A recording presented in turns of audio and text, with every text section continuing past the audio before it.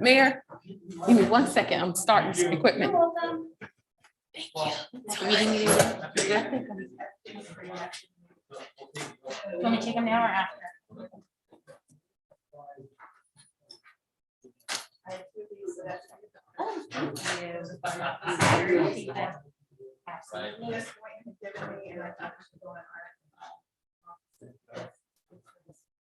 I love it. Thank you very much. I appreciate it.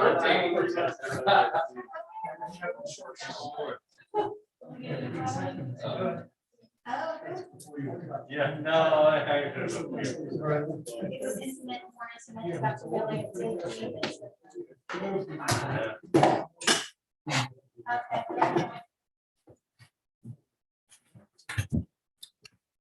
Okay, Linelda, we good? We're good.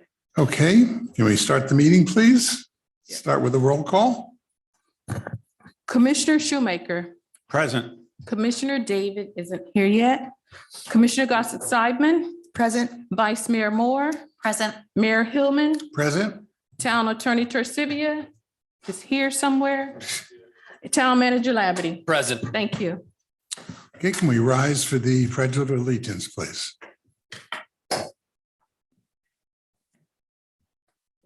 Allegiance to the flag of the United States of America and to the republic for which it stands, one nation, under God, indivisible, with liberty and justice for all.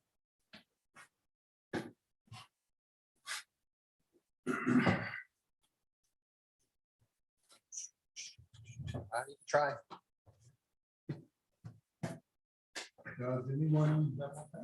Does anyone have any adjustments, additions or deletions for the agenda?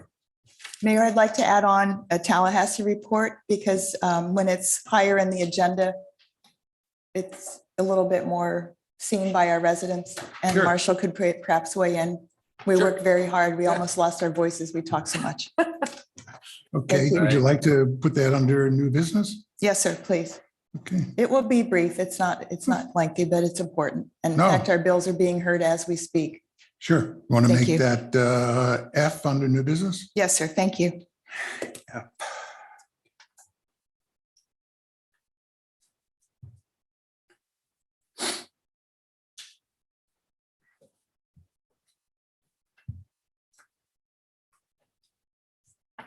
Anything else from anyone? Okay, can we have a motion to accept the agenda with that one addition? I move we accept the agenda as amended. There a second? Seconded. All in favor, just say aye. Aye.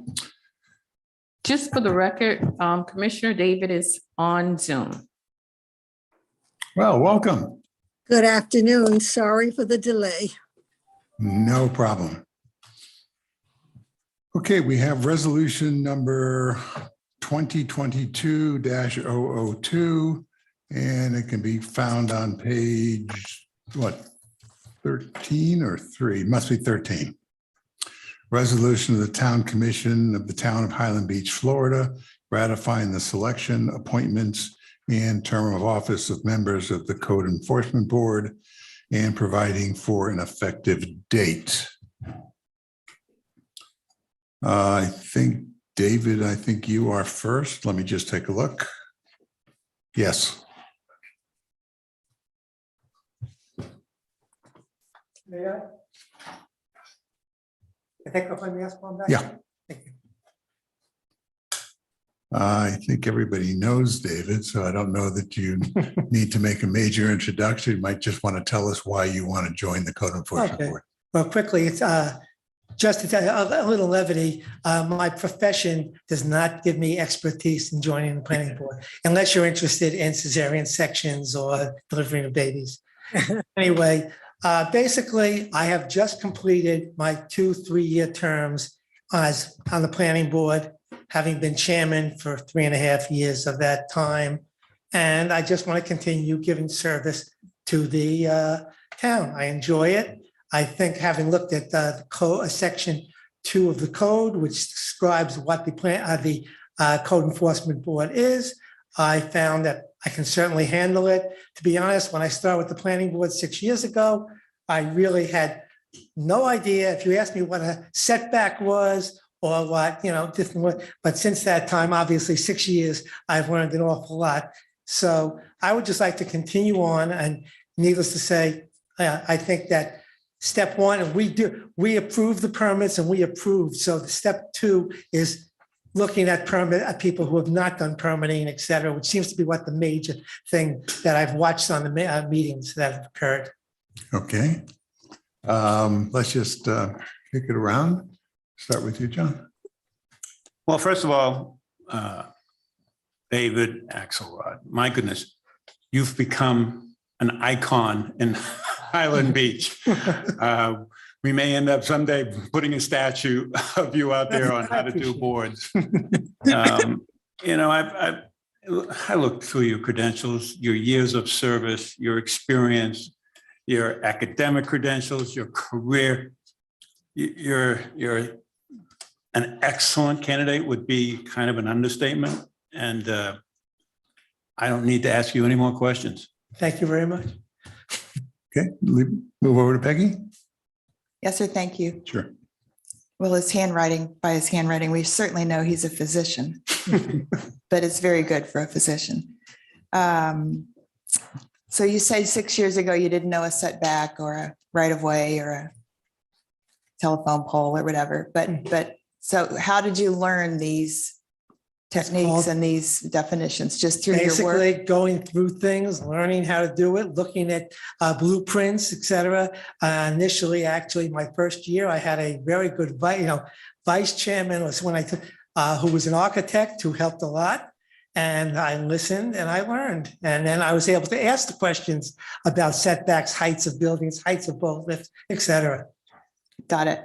I find that the hardest part of these decisions is in a small town, as we are, like big family, having to say no to someone, like the definition of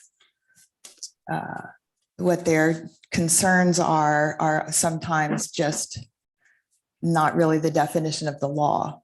And so are you all right to say no to a resident, a neighbor, if in fact their request or their manner in which they're evolving their plans isn't working well?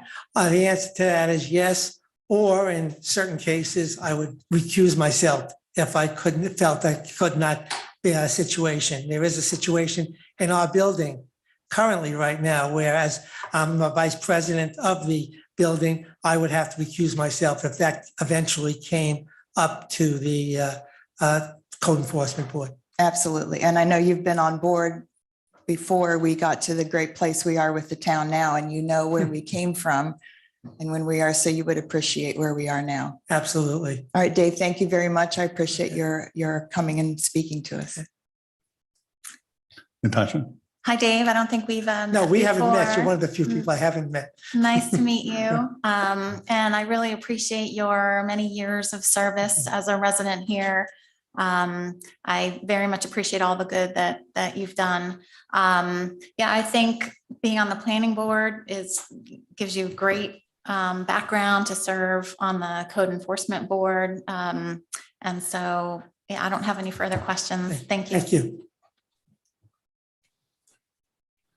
David. I have no questions, David. Thank you for continuing. Mayor, Oh, I'm sorry, Elizabeth, Ms. David. I'm sorry, Evelyn. I have no questions for David Axelrod. He is eminently qualified to be on virtually every advisory board in this town. So I'm happy with him. Thank you. Okay. Thank you. Sorry, I missed you. Okay, I'm easy to miss. Okay. Thank you. You take a seat. Thank you. Paul, would you come up?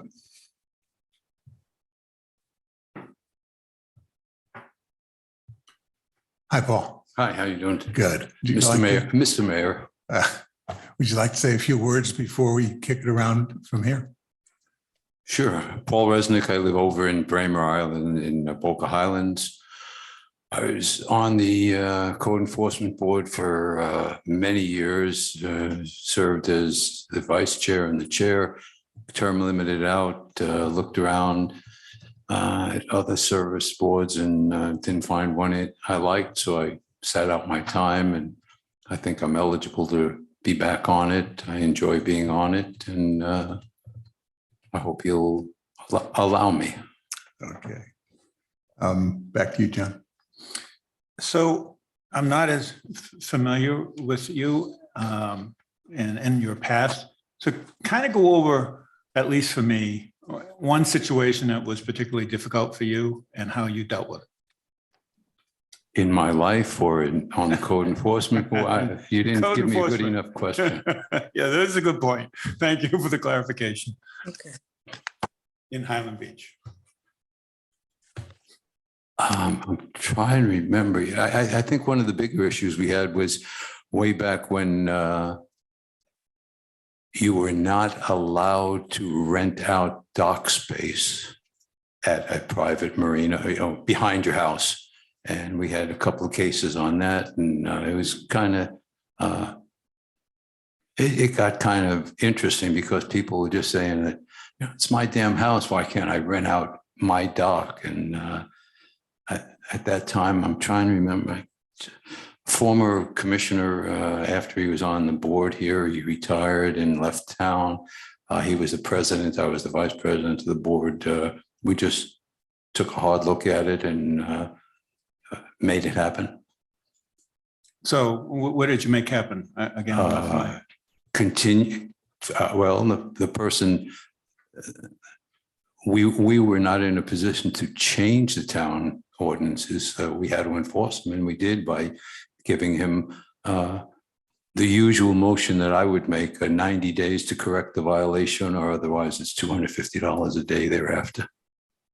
And when that was communicated, what was the reaction? What did it just end there? Absolutely. $250 a day is makes people do things that they're supposed to. Okay. So I'm just trying to understand again how you deal with conflict. Can you give me another example of a situation that might involve conflict and how you would resolve it? Whether you know the parties or not? I'm not sure I have a good answer for that. I'd rather not respond to that. Okay. Let me back up.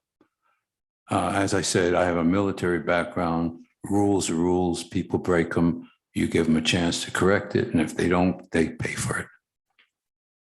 I know those rules. Okay. And again, I guess this is kind of repetitive, but why? Why do you want to do this? Put yourself through this. It's more work. I don't think consider it a lot of work. It's a couple of meetings, and well, you know what? I could tell you a story, but I can't remember his name. Former commissioner.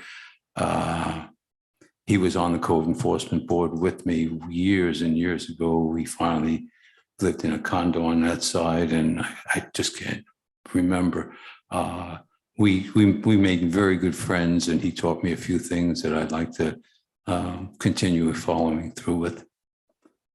I could also say, based on my background, which is 33 years in the military, rules need to be followed, period. That's why I want to help make sure that the rules of the town are enforced.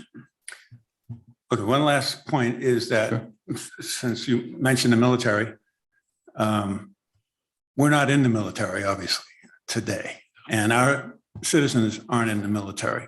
So they may not always take kindly to a military approach. And believe me, I had to learn how to break the habits of a military view on how you solve problems. It's easy when you can issue orders and you follow orders, period. So again, in dealing with the residents, you're going to run into difficult situations. And how would you describe your ability to, be diplomatic, to be understanding, show an empathy, as well as being assertive? It's simple. You have a building department. you have a code enforcement officer. The code enforcement officer, I've known all of them for the last 20 years. They do their job. They tell people, this is a violation, you've got to correct it. And somewhere down the line, if it's not corrected, it comes to the board. And I'll just tell you very truthfully, I will follow the recommendation unless it's way out. And in my probably 6 to 10 years prior code enforcement board service, I've never seen a code enforcement board be abusive. Very good. Thank you. Evelyn? I just want to make sure that we're good on the years. How long have you not been on the board? Because I don't want to be in violation of term limits. Oh, I couldn't tell you exactly, but I'm sure it's in the records, and I would leave it up to the front office to figure that out. Okay, because I you've got, I will look that up and get back with you shortly. okay, thank you. Because that would be my only real concern, was I don't want to violate that regulation. Otherwise, I've known Paul for a lot of years and I have no questions at this time. Okay, moving on to Peggy. Thank you. Mr. Resnick, hi. Hi. I wondered if, just throwing this idea out there, you have your experience on the board, and if my memory serves, you were in the Coast Guard, were you not? For a lot of years. Yeah. So that's, thank you for that service. It's an amazing job coming from Michigan. They're up there breaking the ice right now. So I wondered if you would be interested in a different board, given that you've served there at a lengthy time. I'm just throwing this out as an idea. And you would bring a fresh view to a different board based upon your service and your experience. Have you thought of that, of just sort of switching around? Yeah, we've got, I live over in Braemar Isle, and we've got a lot of people in Braemar Isle on various boards. There are none on the code enforcement board. And I think my personality is most suited for the code enforcement. I understand. All right. And you feel that you could serve, what is the term, 2 years for that board? You're up to serving for that and sort of regenerating your juices that you had when you were on the board before. I would hope to do well enough that you'll allow me to serve longer than 2 years. Oh, got it. Okay. I'm not sure of the term, I 2 or 3, but okay. Thank you so much. Sure. Thanks, Paul. Hi there. Hi. Go ahead, Manila. Mr. Resnick submitted a resignation from that board on March 19th, 2021. So he resigned from the code enforcement board, March 2021. Then he's not available yet then. It has to be a Wait till year. March of 22, right? Am I losing? Okay. Because you have to have a 1-year hiatus Hiatus. or no service for 1 year. So it would be short a few months. You're saying I've only resigned 6 months ago? No According way. to your letter, it was March 19th, My letter? 2021. Yes. Okay, if I don't remember that being in my letter, and I would trust the town to decide when it was, and if I'm not eligible, I'll wait. But I would ask the town clerk to see how long. Seems to me it's been longer than that. I will provide you with a copy of the letter that you signed. Okay.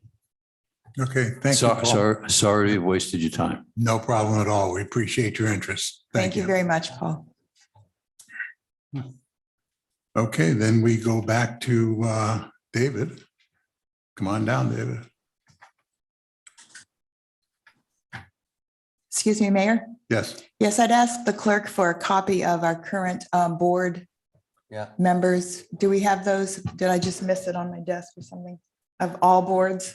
I will print them out for you. All righty. I just wondered that, just to see the balance of condos and persons on boards. I thought it might help all of us. Sure. Thank you, Sure. sir. Does anybody have any additional questions of David? No. Then we will entertain a motion. I make a motion to appoint Dr. Axelrod to the board and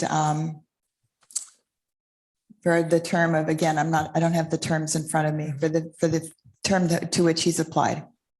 The term expires September 2021. It's September 21st, 2024. It's a 3-year term. To a 3-year term. Thank you. I'll second it. Yeah. All in favor? Say aye. Aye. Aye. So for the record, that is a motion to adopt resolution 2022-002. That's what I was gonna say. Right. Yeah. Yeah. Correct. Thank you. I didn't have that in front of me. Yeah. And it's so passed. Congratulations very and much. welcome. And Paul, I'm sorry for the mix-up. We should have checked those dates and it got by us. Would you come back up here, please, Dave? And what was the question, Paul? I'm sorry, it didn't stick in my head because of the shock, probably. If I'd like to know again, the date that you say that. She said The March of paperwork, March of this year, 21. 21. And here's the letter right now. Oh, there you go. Okay. And how long does it have to be?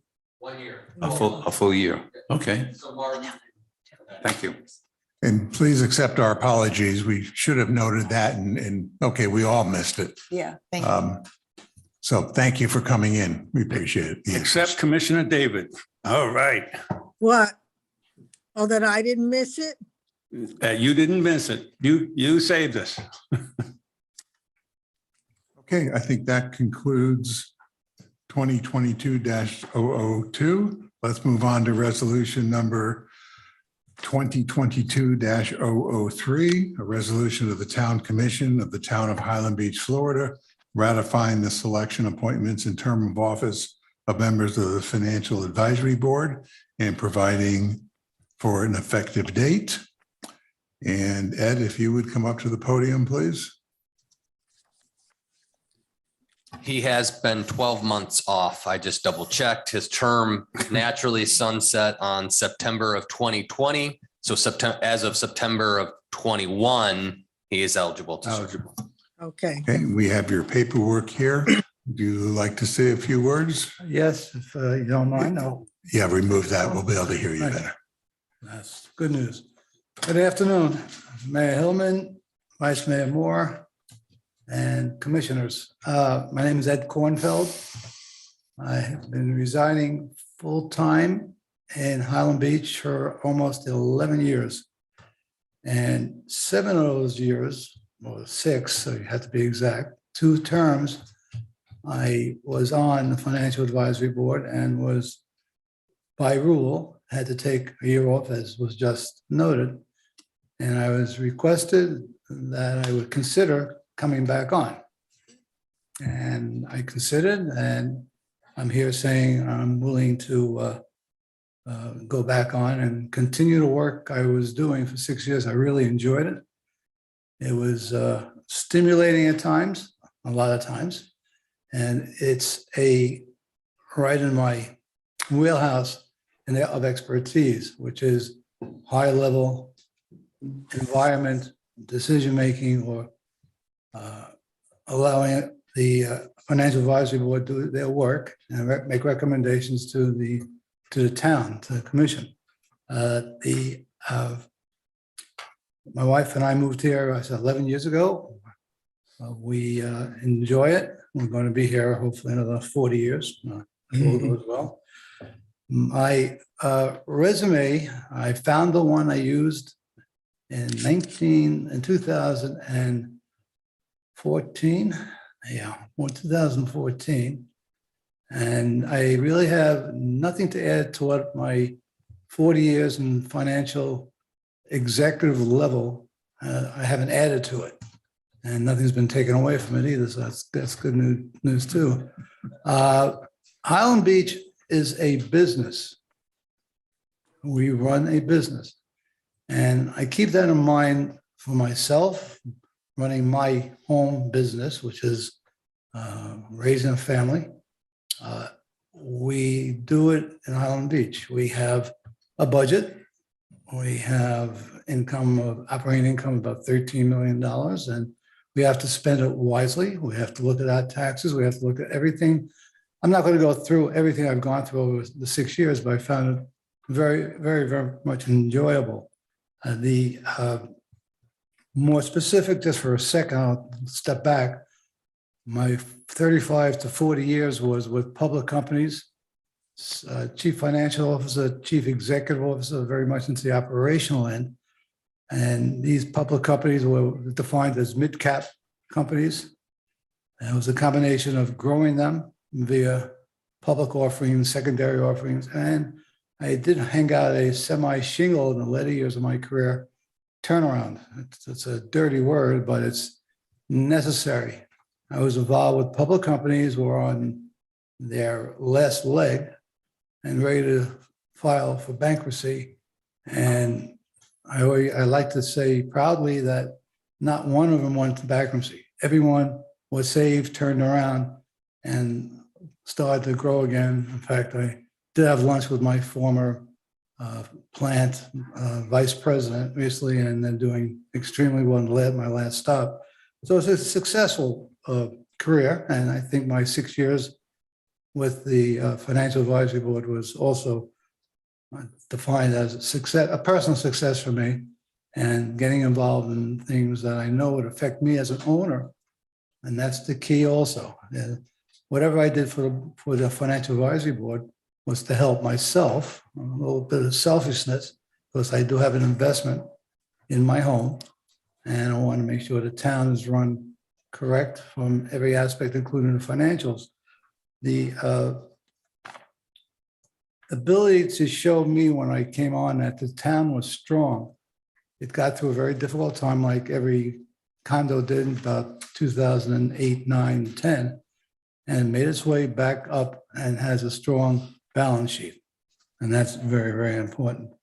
There's nothing to say other than, which I remember my comment when I first came on, somebody asked me a question, and my comment was, it had to do with how do you get things done? And if everything's working okay, what can you add? Well, that's not always necessarily true. You always say everything is the way it should be. And in business, when somebody said, this is the way we've done it for 20 years and it works, my comment was, is there a period at the end of that sentence or a comma, and say, but there has to be possibly another way you should look at it. To me, that's very important. And we did that, I think, on the Financial Advisory Board while I was there. When we were talking about some of the large issues that came up, let's take another look and let's look at it again and again. Maybe there's something we haven't thought of. So that's the way, that's my mantra to business. I really don't have anything else at this point. I think my work on the board, I think several members, Vice Mayor and Moore was on the Financial Advisory at the end, and she moved up to bigger and better things. And I moved back onto the beach more because I was not on for a year. So I know I want to be on. I know I could be a good factor. I think I have credibility with the people who know me. And that's it. Thank you very much for listening to me. Would you repeat that, please? Which part? Thank you very much for listening. You don't hear that very often? Welcome. Okay. Johnny's all yours. Oh, my goodness. You're a tough act to follow. You know, I took, well, I guess I got an associate's degree in accounting, and it convinced me that I would never be an accountant. And so I respect anybody who can work with the numbers for any length of time, and 35 years is quite a commitment. It's interesting, though. I started out as an accountant, and when you get, like I did, if you have some drive, you get into operations, you get into sales, you get into marketing, you get into the CEO arena. That background of just being an accountant, because that's been thrown at me for many years. I was just a bookkeeper and accountant. I say, thank you. Because I think without those 4 years in public accounting, I Right. wouldn't be where I am today. It goes across all disciplines. Exactly You're right. absolutely If right. if you keep the green visor on, you'll be an accountant. So I took it off after 4 years and said, it's time for me to move on into industry, away from public accounting. I did that. So, I look at somebody like you and being in business my whole career, as many know, this is my first gig in government, but I look for, with numbers, finances. I mean, that is a core skill that we need. Honesty, a record of success, credentials, an attitude, all in support of common sense judgment. I think that kind of wraps up the kind of executive, professional, financial leadership that we need. And so as I look at this, you are eminently qualified, as Commissioner David would say, and you have the support of David Stern. You've already had experience. You've already worked on the board for years, and you have a commitment to Highland Beach. End of story. Thank you very much. Very, very welcome.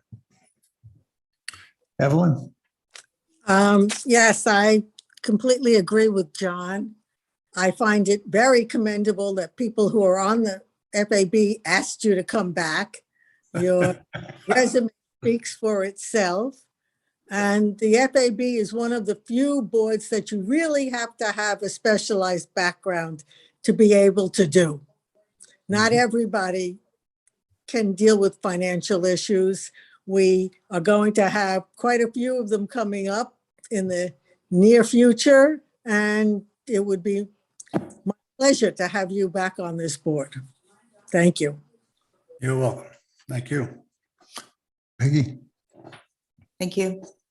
Well, I reiterate and agree with both of my fellow commissioners on this. In this critical time when we're moving forward on the fire department and really revamping the whole town, I just feel like we wake up and we're just moving, we're just fixing everything. So having your experience on board at this time is very important.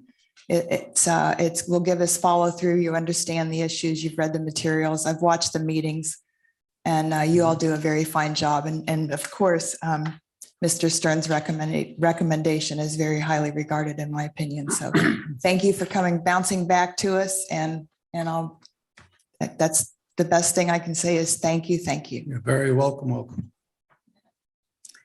Hi there. So yes, I echo the thank you. And I know when I started on the FAB, I felt like you and Chairperson Stern had a lot of experience, a lot of history that helped me to better understand a lot of the issues. So I think that your time on the board and being involved in the town is really helpful. And I thought your contributions were excellent while I participated on the board with you. So thank you for coming off the beach and spending your time here with us. And yeah, I am in favor. For sure. Thank you. Doesn't matter what I say. You got David, you got 4 of these. I'm afraid to ask. What do you have to say? I'm thrilled that you're coming back. Thank you. It'll be a pleasure to have you back on there. Excellent. Thank you. And just one of the earlier comments, accounting is obviously the foundation of all businesses. And without it, we wouldn't know where we're going, wouldn't know how much we're making or losing. So I totally agree with that.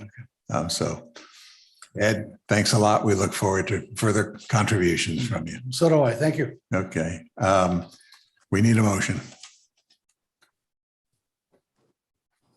Okay, I'd like to make a motion to adopt Resolution 2022-003, ratifying the selection to the Financial Advisory Board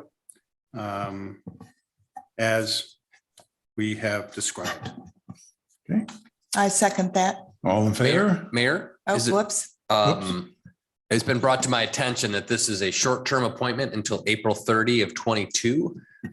If there is a interest, you could amend your motion to extend it for its sequential term that would end April 30th, 2025. So you don't have to bring them back in a Right. few months. So if the maker of the motion would say for the term expiring April 30th, 2025 as well, we can get it for that 3 years and whatever, 3 months. Okay, let's make And sure. to- Ed, you comfortable with that, Ed? Okay, And to amend the resolution 2022-003 to extend the term until April April of 30th, 2025. 30th of 2035. 2025. 25. okay. We're Second, we're gonna not let you go. You're good. the second holds. Second, All in favor? aye. Aye. Aye. Thank you, Marshall. Congratulations, Ed. Okay, moving on. Public comments. Go right ahead.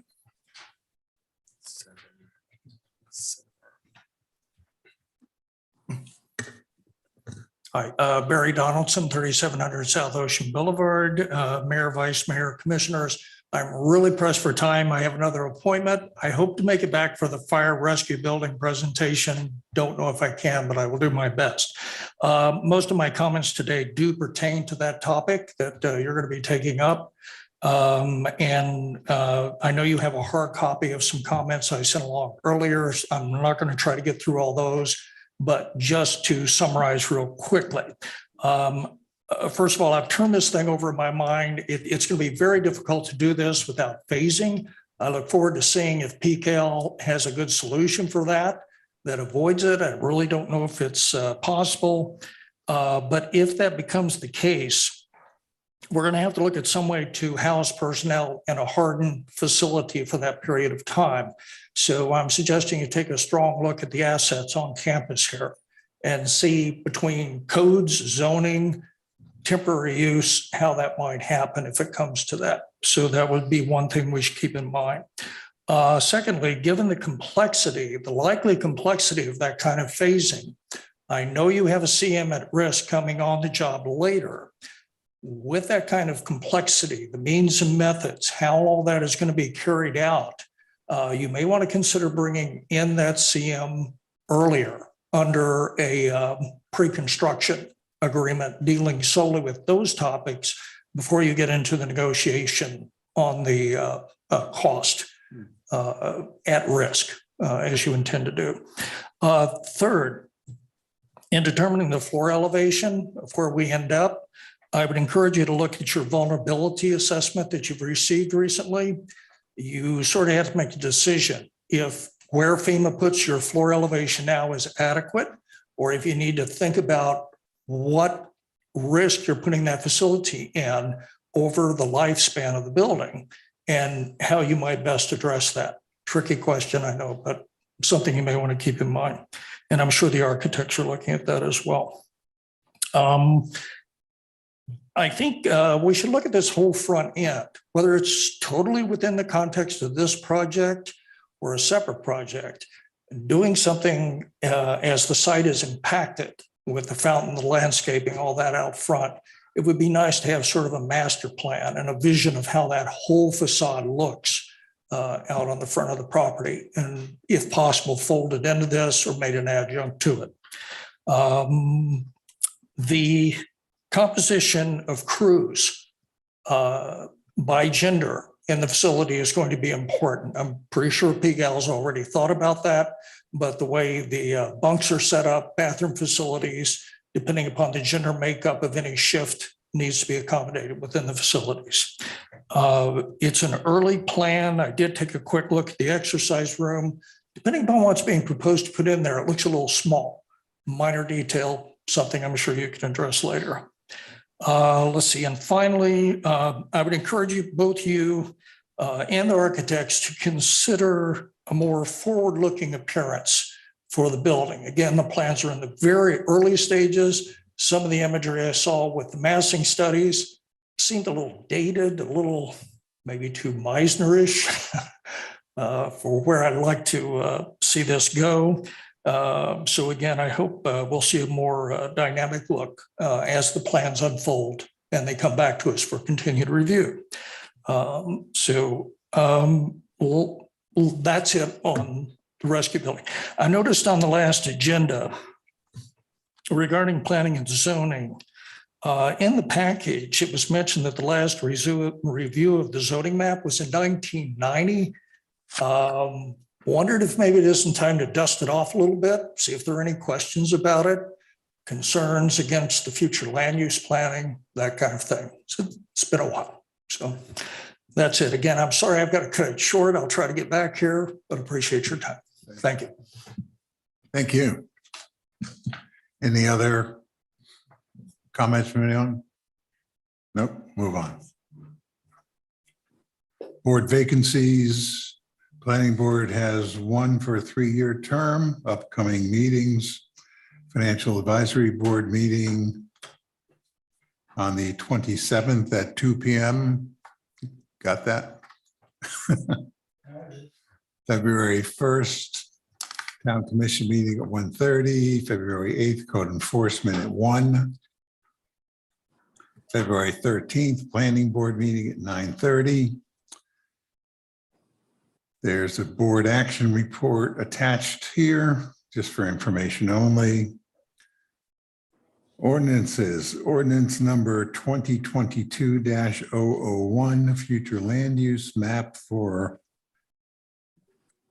amendment. This is open for public comments if there are any.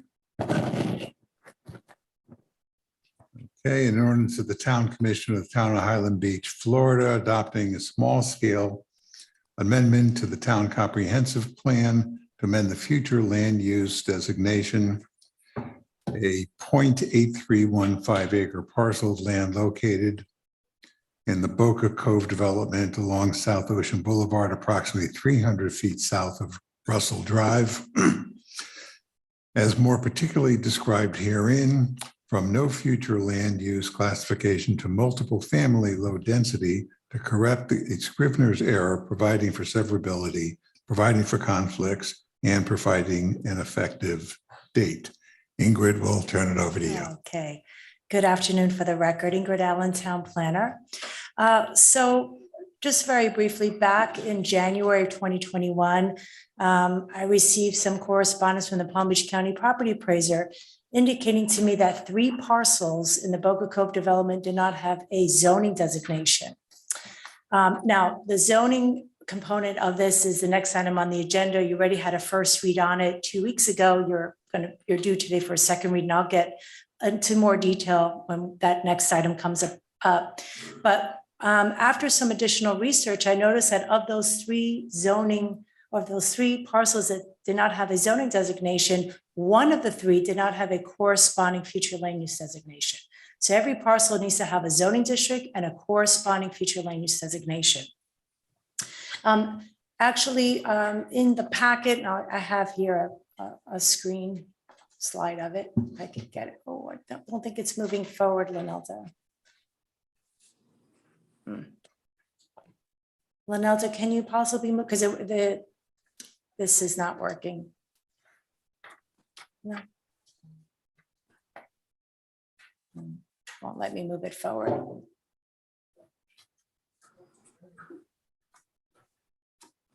Oh, okay.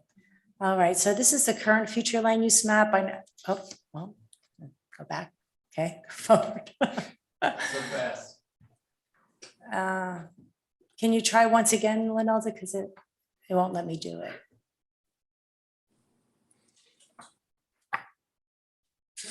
Yeah. Let me stop sharing and put it back up. Okay. Well, if you go on page 48 of your packets, you'll actually see the future land use map. Right. This is the current future land use map. At the back of the ordinance, you'll see an Exhibit A, which shows in GIS software, which is Geographic Information System software, the current future land use map. So this particular parcel, again, if you go on page 48, you'll see a red dash around it.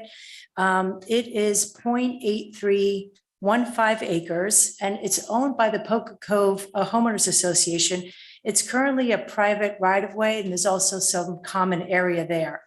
I went back and looked at the original future land use map, which was adopted in 1989. Again, a copy of that map is included in your packet. It was adopted via ordinance 581.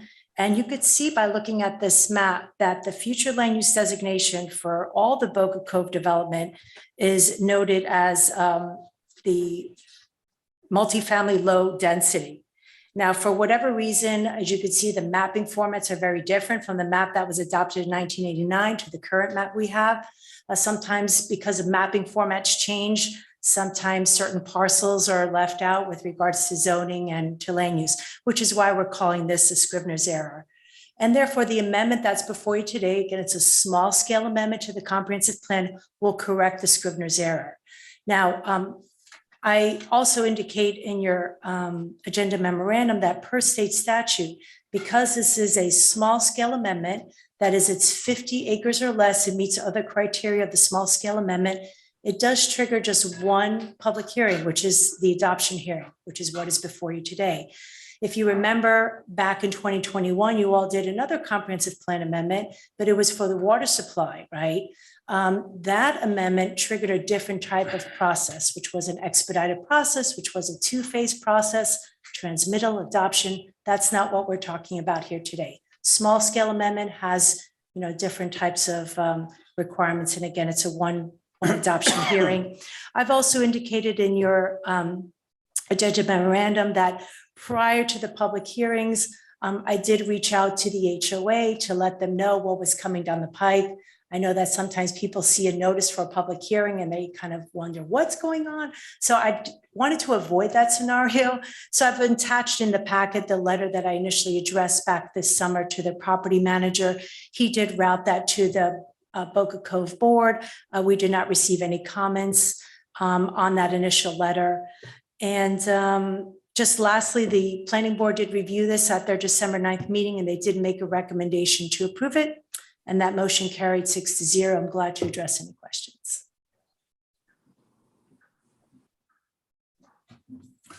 Any questions? No, we've covered this Yeah, a Yeah, few we covered times, it. to say the Okay. least. This is the adoption yeah. Right. hearing, so we're done, or at least I am. Peggy, anything? I just wondered in general how these situations occur. Is it just a human error? Yeah, Just curious. I think that's what happened. Again, when you look at that original future land use map, you could see that whole area is residential multifamily low Right. density. But I think it's just like a mapping thing. They change mapping and the mapping format, and things sometimes are left out. It's happened quite a bit. You look Got at it. different municipalities, you see a lot of Scrivener's errors like this. And until someone brings it to your attention, because we're looking at a map, this is the future land use map that we have. I can't tell by looking at it, that little white area is not, with a designation. So until somebody brings it to your attention, these things have to be corrected. Got it. Well, I thank Yeah. you very much for your hard work. I know you put in a lot of hours for us. Appreciate it. Okay. Evelyn, any questions, comments? No, I think that it was an error, it needs to be corrected. That's, Okay. Tasha? Yeah, I agree. No more comments. Okay, I'm good. Need a motion, to move forward on it? I move we approve item 8A. For ordinance 2022-002. Do I have to read on that? one. 8A. We're on 001. Right? She called the item, you can either do the ordinance or the item number. It's 2022-001. Got a second? Second. Okay, we need a roll call vote on this one. Vice Mayor Moore, Yes. Commissioner Shoemaker, Yes. Commissioner David, Yes, Commissioner Gossick Simon, Yes, and Mayor Hillman. Yes, And just for the record, we have no public comments for this item. This is a public hearing, but we have no public comments. correct. And can I just make a comment about proceeding, like how we proceed? Like, I guess it was my understanding that I could just say I move to accept item 8A and do you guys prefer that we read the whole description? Or I No. guess because I feel like there's a little bit of confusion. I Nor- kind of like the short. I don't know. Normally, on a second read, the mayor reads the title into the record. Whoever's making the motion could either say the item number, or you could say you make a motion to approve the ordinance number. Either one Either or one, the other. yes. It doesn't necessarily have to be both, but do we all prefer to have both? Because I feel like, no? Okay. Correct me if I'm wrong. I think you could just say ordinance number 20 dash blah, blah, blah. Yeah, I could say item 8A, which is what I Yeah. did, but I felt like there was a little bit of confusion. So I want to do what we're all comfortable with, I would be more comfortable with ordinance. saying the ordinance. Okay, I'll do that going forward. Are you okay with that? Of course. She's shaking her head. Okay.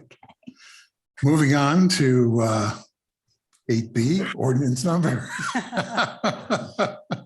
2022-002. It's a second reading.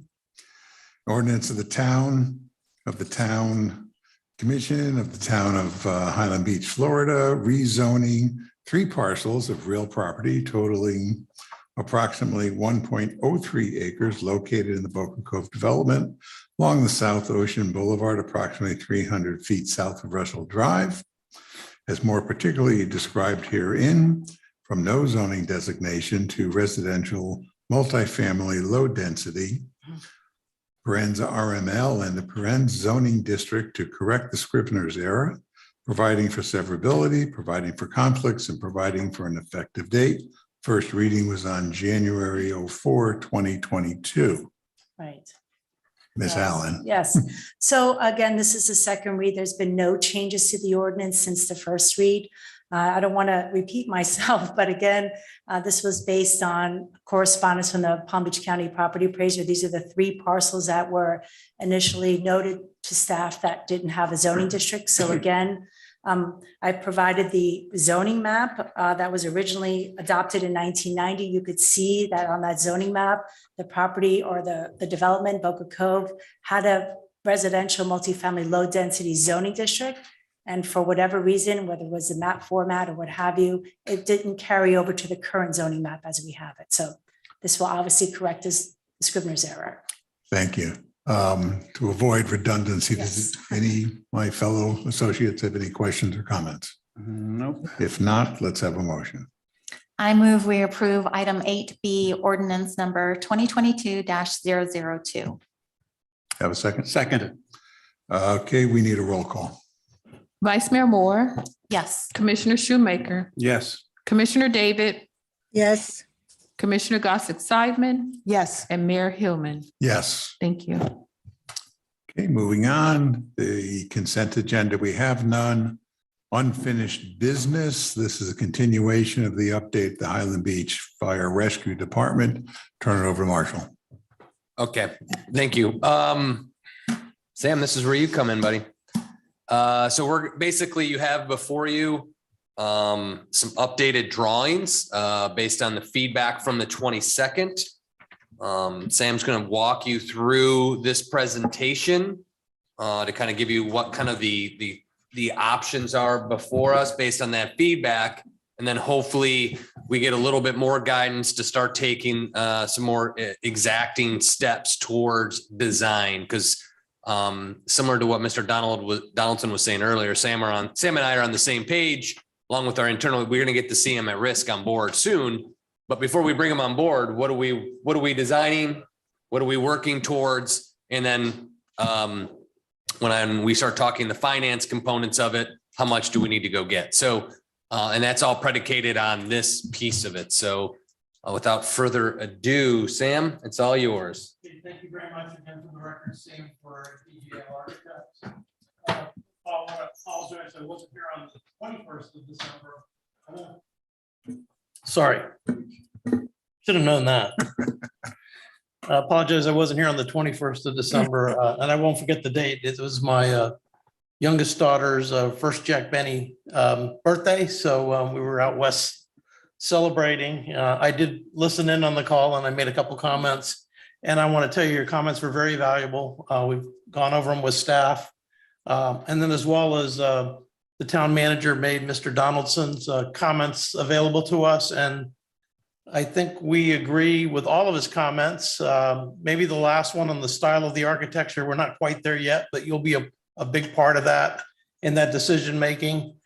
We are looking at the entire front of the town hall property, and our contract includes the landscape revisions that'll be necessary, whether it's a fountain or all the way across the front, because we think a cohesive front of the building is critical for the success of this project, not only operationally, because location of landscaping also affects the vehicles coming in and out. That's an important component to the safety and success of the project. So from our meeting on this thing is not going forward. So Linelda, if you could just move it forward one. Maybe it's the plastic? No.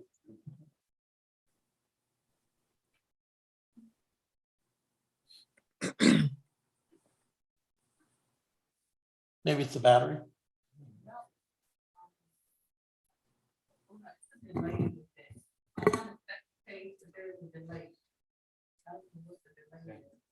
Building the station will be a lot easier, right? Right. So I'll just start, there we go. So from the meeting on the 21st, we went back and looked at basically probably a half a dozen additional options, but saw that 4 addressed the concerns the commission made at that meeting.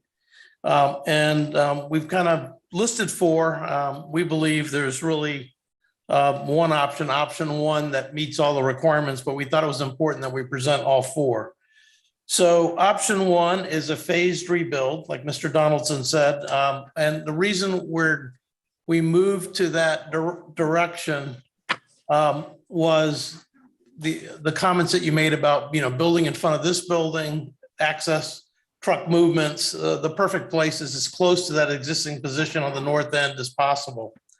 Also, you have an existing operation by the city of Delray, and that needs to be maintained, and building a temporary facility first, finding a home for that, but the cost of that, and that's kind of money that's thrown down the drain. You're going to either lease or buy modulars. You're going to have to deal with hurricane season, hurricanes. And then in the end, you have nothing other than even more cost to restore whatever site you have back to the way it was.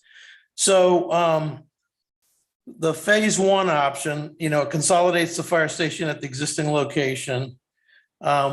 We looked at the existing 2 bays on the north and an opportunity to raise the finished floor, because as Mr. Donaldson said, the risk assessment is critical. And right now the housing is below the flood level. So spend money and then potentially have it flood out. You want to do everything you can to mitigate that risk. So this would allow us to basically build the housing within the bays. And I'll show you all the details in a second, but I just want to explain the highlights. We'll totally be able to harden the structure because we're going to basically build on to that building. We would basically tear down the south end of the existing building. So right now that's the housing unit. So we'd build a new housing unit, they'd move into it. The only temporary facility we'd need would be the canopy for the trucks. So Mr. Donaldson said, where do you move the people? That eliminates that. So it'll be a 2-phase project. And then you would build a 2-story addition to the south. You demo the frame portion of the building that it can really not be hardened. That's got low ceilings. You couldn't raise the floor in there. And you basically build the new base, 3 new bays to the south of that. And it comes a little bit south of the existing building, but not enough to affect your parking. There are some issues we have to deal with, like the pump building and being able to access that to get the pumps out for maintenance, et cetera. And we can handle all that.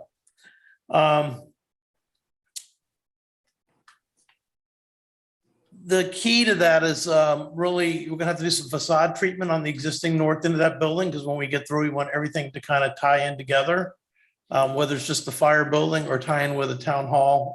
That architectural style will develop. We want to really get the program down to what we want to do, and then we'll tell architecture is the easy part of it. The second option is to basically find a home for a temporary station, tear down the existing station and build a brand new 3-story station. Part of the issues with that is the massing of it. It's a 3-story building versus a 1-story building you have here. But the pros are you get a state-of-the-art building that meets all the code requirements. It's hardened. Brings fire administration in on the 3rd floor and an EOC, which really isn't in your program, but it gives you you don't have an EOC and a hardened building on this site. So there's some benefits to that. And whether you build that now or you shell it out, that could be an option. It's a smaller footprint, so it has less interference with the existing site. And we would develop the architecture to complement what you have here. The cons are you can't build it without moving the fire personnel out of that station. Because of the contract, there could be some considerations there, and there could be some delays, and we don't really want to deal with that. You'd lose whatever you spend on a temporary facility. It's just money thrown down the proverbial toilet on that. The third option is pretty similar, except for it just scales it down, because on the right, you'll see our estimated costs. They're very conservative, but that second 3-story building is pretty much about $1 million more than your budget. So we went back and scaled it down with option 3 and said, just build a 2-story building. That eliminates the administration and any room for an EOC. And we know you have limited space in this building. There's been talk about maybe the part of the library, part of this building, but we saw that as short-sighted. It is within the budget, but it's very similar to that option 1. And again, you still have to deal with all the housing of the personnel while this building gets built. There's a fourth option, and it's kind of what I call the quick fix.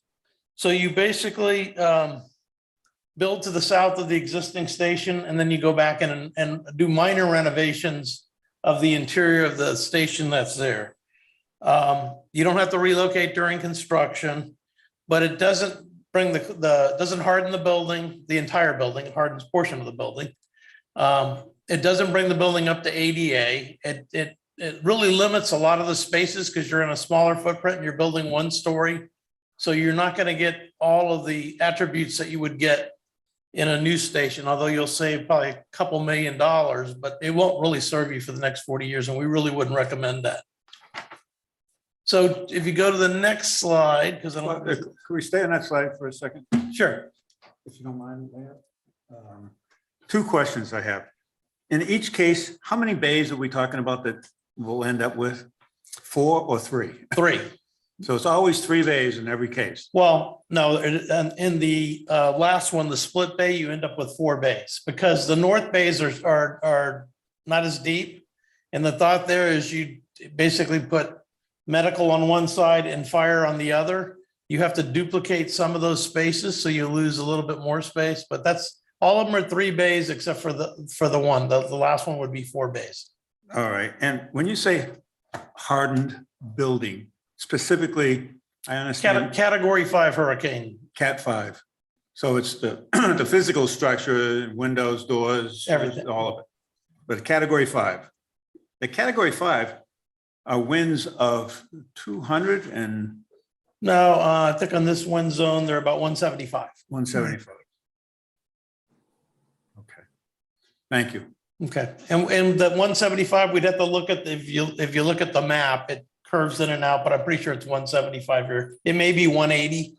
I haven't looked at that yet, but there's really very little difference when you get into that category of by 5 miles an hour. It won't affect the cost or you're going with the hardened windows and they're pretty much rated to about 185. And we don't have to worry about it if it's 200 or more because it'll be gone. That's really what it comes down to. In a storm like that, you're going to be more worried about the water surge Yeah. than what's left on the island. I mean, the fire station may be there, but maybe nothing else. If you could help me advance the battery. Oh. So all of us didn't have the microphone on, didn't have this on, okay. I think it jumped ahead one. Okay, so this is just a recap of option 1. I'm not going to get into a lot of detail, but it's about 10,720 square feet. We're estimating the new construction budget about $450 a square foot. The buildings we're doing right now are running in about the 420 square foot. But we wanted to be conservative at this point before we get a CM on board, and materials are escalating and shortages of materials are driving some cost up. And then we have $350 a square foot for the renovation and $600,000 for the site work. Temporary station canopy, $100,000. So it's about $5.3 million. That doesn't include our fees. on any of these, but we have included all the CM costs and ups and those alike. And then on the right-hand side is just a recap of the spaces that we've shared with staff to get their input and make sure we have all the spaces in the building. And we believe this will serve the town for the next 40 years. And this is really the scheme we're recommending. Just you can kind of see the footprint of the building. So the first phase would be the area in white. That's your existing 2 bays. So we'd go in there, raise the floor, build up the housing unit. The existing station would stay in operation. Except for we'd have a temporary canopy to the south for the 2 vehicles. And then when that's finished, we'd go in and, I'm sorry, that's just a blow up. So you can kind of see the layout in there of the station house.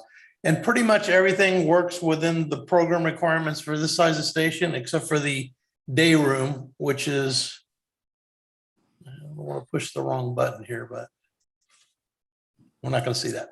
That's on the right-hand side there. And we take care of that. And when we do we'll break through for the addition, we'll make that a bigger room, and you'll see that. And so this is kind of the total build out of the plan. You see the 3 bays. We've got the ability to put 2 ambulances in there. And then 2 additional trucks. There is the 1 bay to the south, which is a little shorter bay. That'll have a bay door in the back to allow you to pull the pumps out for maintenance on your water pump system there. That was a critical thing. We've also looked at the location of the utilities. There is 1 10-inch water line that your utilities, your public works director kind of pointed out to us. It's not a major line, but we'll probably have to look at relocating that. Since the meeting last week with staff, we just made a couple of little modifications to the building. We presented it last week with their comments were to basically move the lobby. We had the lobby closer to the town hall building. We flipped that. And that allowed us to also add what we call a little conference or exam room. If somebody walks off the street and wants to get their blood pressure checked, some of the other schemes, you have to kind of go upstairs to get to the main firehouse because there wasn't enough room on the ground floor. So we're trying to incorporate these comments that would affect the footprint and the scheme. That's kind of the second floor, which would be your administration and EOC. And again, we still would have the temporary bays until that's complete. The existing 2 bays on the north, that would be roof area. We just basically tie in the architectural style with a roof over that and help tie down the building. We have 3 offices, a chief's office and 2 offices. Elevator to get to the second floor, some open office workspace. The gym, we upsized the gym a little bit from some of the earlier schemes because we have a little bit more room. And also an EOC, which would double as training rooms and conference rooms that could be dividable into 2 rooms. We have restrooms and showers on that floor for servicing both the gym, the staff, as well as and an EOC operation. If you had a lockdown, you could use either the offices or the gym for bunk area if you had to hunker down for a few days in the building. And then it's kind of a two-story, what this could look like. Again, this is just the massing. It's not really the architecture yet, but we think it's very complementary with the town hall. Probably fits best of the options we looked at. Also gets a little bit more green in front of the building because we're able to landscape at that far north end in front of now where the housing unit would be to kind of soften that edge where the trucks come out. I'm going to go a little quicker through the other schemes because it's pretty much the same setup. Again, the new 3-story, more square footage, 13,914 square feet. Same kind of cost associated, but it's $6.1 million. And with the fees, staff thought this was pushing, if you get some money from Tallahassee, maybe, but everything is kind of built to the future in this building. And really between this and option 1, there's not that much you're giving up to get this. And again, you can kind of see the footprint. You tear it down and pretty much build on the same site. The ground floor would be all basically the truck operations. To stay in that footprint, we really can't put some of the other things that we have in the other options on the ground. Just the blow up of that, you basically would have an elevator. You'd have to go upstairs to get to everything above the ground floor. Even if you're coming in for your blood pressure check, you'd have to go upstairs. So a little bit more difficult for the public to access. Second floor would become the housing unit. And the one benefit that this one has that the other one doesn't have is we were able to incorporate a outdoor porch for the fire personnel.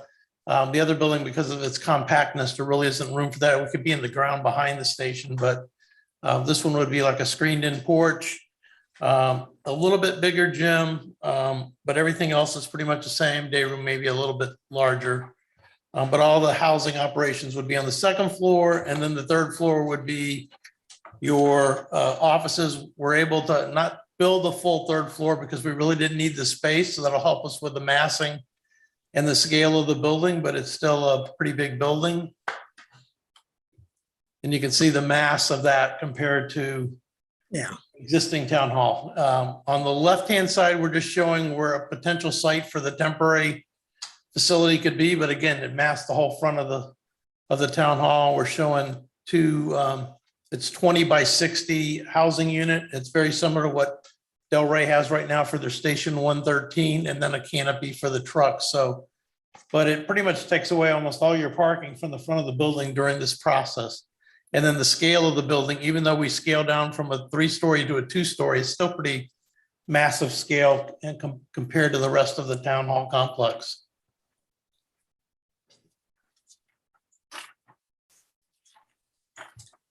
So option 3 is really the same thing, except for cutting the third floor off. So I'm just going to go quickly through this. It cuts off about $1 million to the cost, same footprint, same first floor, same second floor. We just cut off all the administration and EOC. We think this is a little short-sighted for the future, but again, it's really your budget and what you think the needs are. And you can see by going to a 2-story, the massing starts to come down and fits in better with the existing town hall complex. And then option 4, which I think town manager called this the basic option. We don't believe it fits your needs for the future, but we thought we needed to look at this so you can kind of see kind of the whole realm of what's available. This is only 9,000 square feet. It's basically renovating your existing and adding about same amount on. It's all on one floor. It is less expensive, but it doesn't meet any of those code requirements. It isn't a hardened building. Doesn't have any administrative space. I think we squeezed in a little, but not much. And you can kind of see how that would lay out on the site. You're basically living with the area in gray is what you have now, and it's pretty much staying the same other than a paint and fix up because there won't be any time to really do that with the current operation and then you're taking over. And you can see it's a low scale building, 1-story, picks up about the same square footage, actually a little more than option 1. So that's kind of what we've been studying. But we really think option 1 is probably, we would recommend to pursue that further and start the process and start to tie down some of the numbers, start to play with the architecture. But it has the least amount of impact on your existing town facility. And And if I could quickly add to it, Glenn Joseph's here and he looked at these with us for operational perspective. So if you have any operational, will it impact the ability to deliver service? Glenn is familiar with the options as well. Okay, here we go. Start with John. Okay, my goodness. I'm gonna have to study the numbers later, but no, if we could go back to that map, or the picture that was up there last. I'd like to talk about the space. And if you can put that up on the first picture of option 1 for everybody.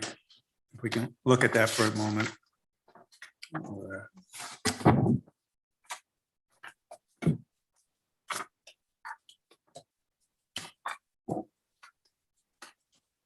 Can you put it up? Yeah.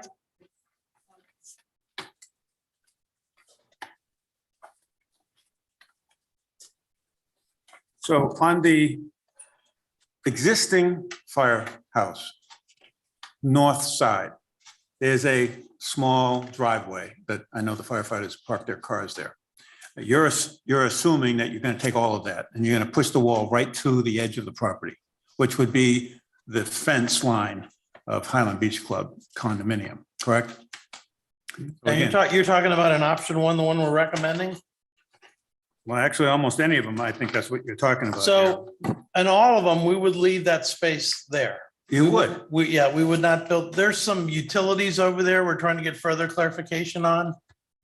That run behind there that show up on a survey, but when you physically go out there, we can't find them. So we want to dig a little bit more in that. But that would give you an extra 10 feet, I think, at least. It's about 8 to 10 feet. Yeah, Yeah. it's on a little bit of a diagonal. So I'm just saying, on that north side of the existing, you can go that way 10 feet. And for the chief of police, I'm also wondering if we were to go with, your first option, should we add a garage for the future, whether it's for another fire vehicle or whether it's for a police vehicle or a combination fire police vehicle that we could easily put on the south side of the building that you have. Okay. Because it seems like, I'm just shocked that we can pack all of this into, since it's not up there, in this picture, right? In this picture. Yeah, now. That's a 3. So you want to go back to you're on. Yeah, that's fine. But look on the south side of the fire building. There's that other little building in the back. What is that? That's the pump building that you have to maintain access to Yeah. because the big water pumps in there, which have to be periodically pulled out. Got it. And the size of them, you can't just pick Okay, them up. so you just need access to it. So what you're saying is you can't put a building in front of it. No, we can because in option, 2 or 3, you do, hold on, let me go back a the little. existing pumps. One more. Too far. And Mayor, I'm just trying to. So get you this can whole thing see down. in this one, we basically have a back door of the bay, of the south bay, Right, that you can basically drive through the station to pull those pumps out. so, fine. That to me says that not only can you go north 8 to 10 feet, you could go another 10 feet south. That would give us more than enough for another garage without it impeding too much already on the parking lot. So you're saying to go to a 4 bay versus a 3 bay? Well, I understood the 4 bay was always something we would want to have, not just for today, but for potential future changes, growth, requirements, whatever. And in the meantime, the police could use it for one of their vehicles. Okay. I don't know. I'm just wondering, is it feasible? And it seems like it is. It's feasible and some of the options where you build from scratch. For the existing building, which option 1 is the one we're recommending, there's not enough room to build another bay to the north.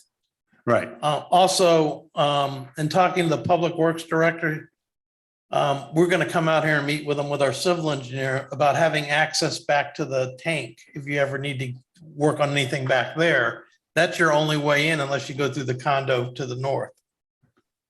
Or, well, and you're saying you can't come in from the west? The west is part of the, let me see if I can go back and forth. No, to Unless the Highland Beach tank. Club gives us Yeah.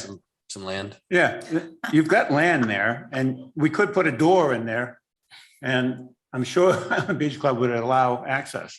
I'm just trying to give you more property. I So we can understand. space this out a little bit more. And I appreciate that. I think that would work with the schemes where we're going to tear the building down and build it over. But staff and our meeting last Friday, we had a whole discussion on the 4 bays and even in the future.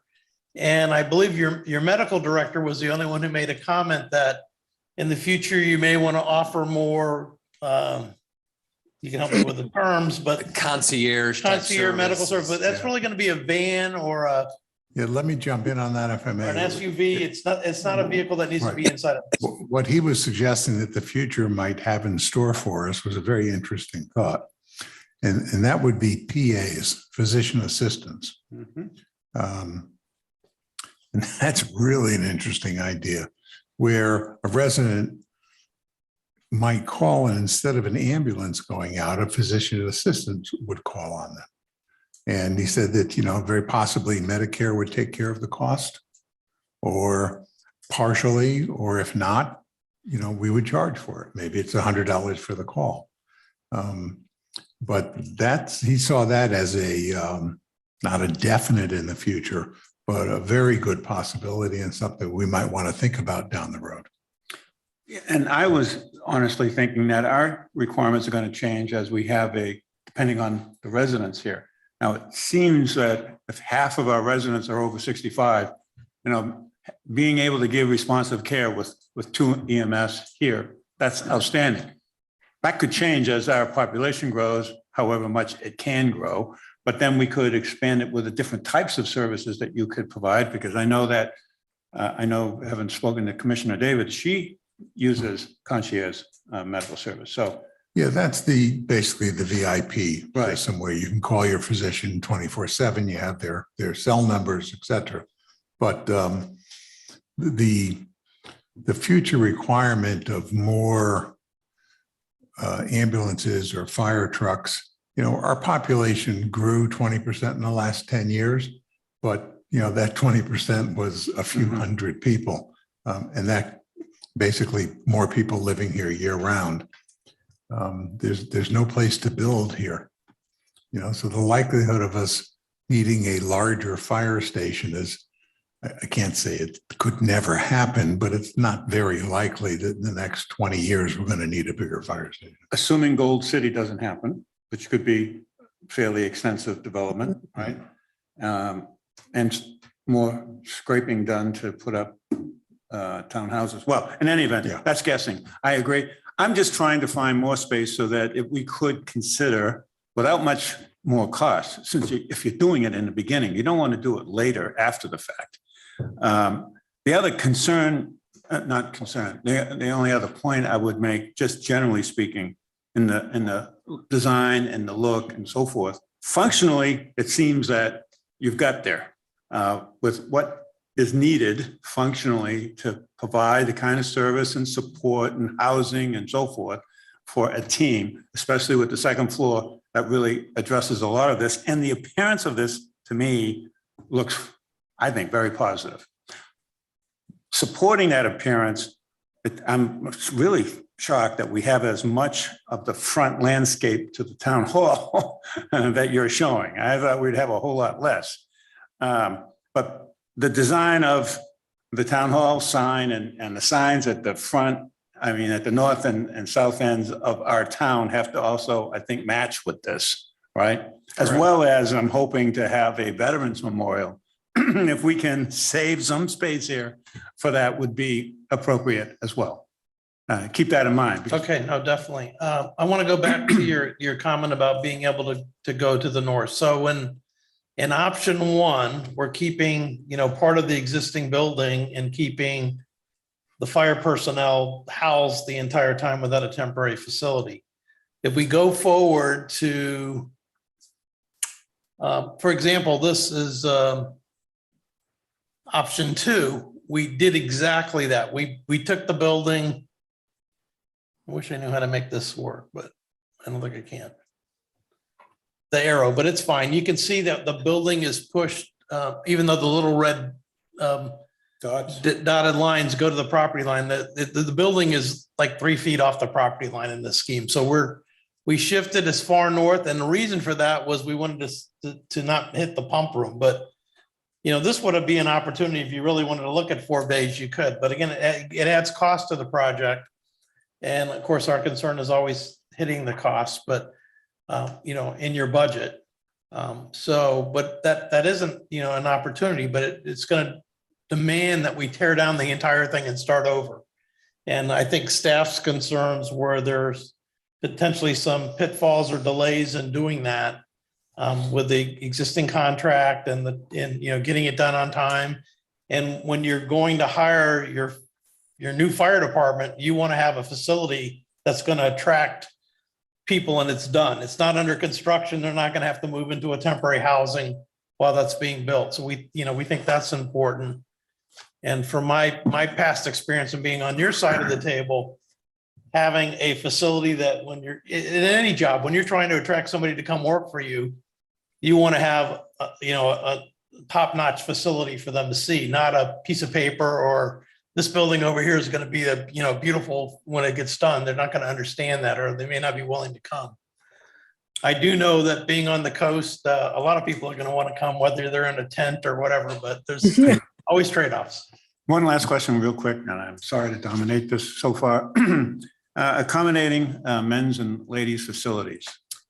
Okay, so Mr. Donaldson's talked about that. So the new trend and what we've been doing in all our stations, and we're designing new prototypes right now for Palm Beach County, is instead of the old bunk room where they're all in an open room with a bunch of bunks, each one has basically their own bedroom. And they're unisex bathrooms, and they're single bathrooms. So there's no group restrooms, there's no group bunk rooms. So you basically have the privacy of your own room that has a door on it that closes.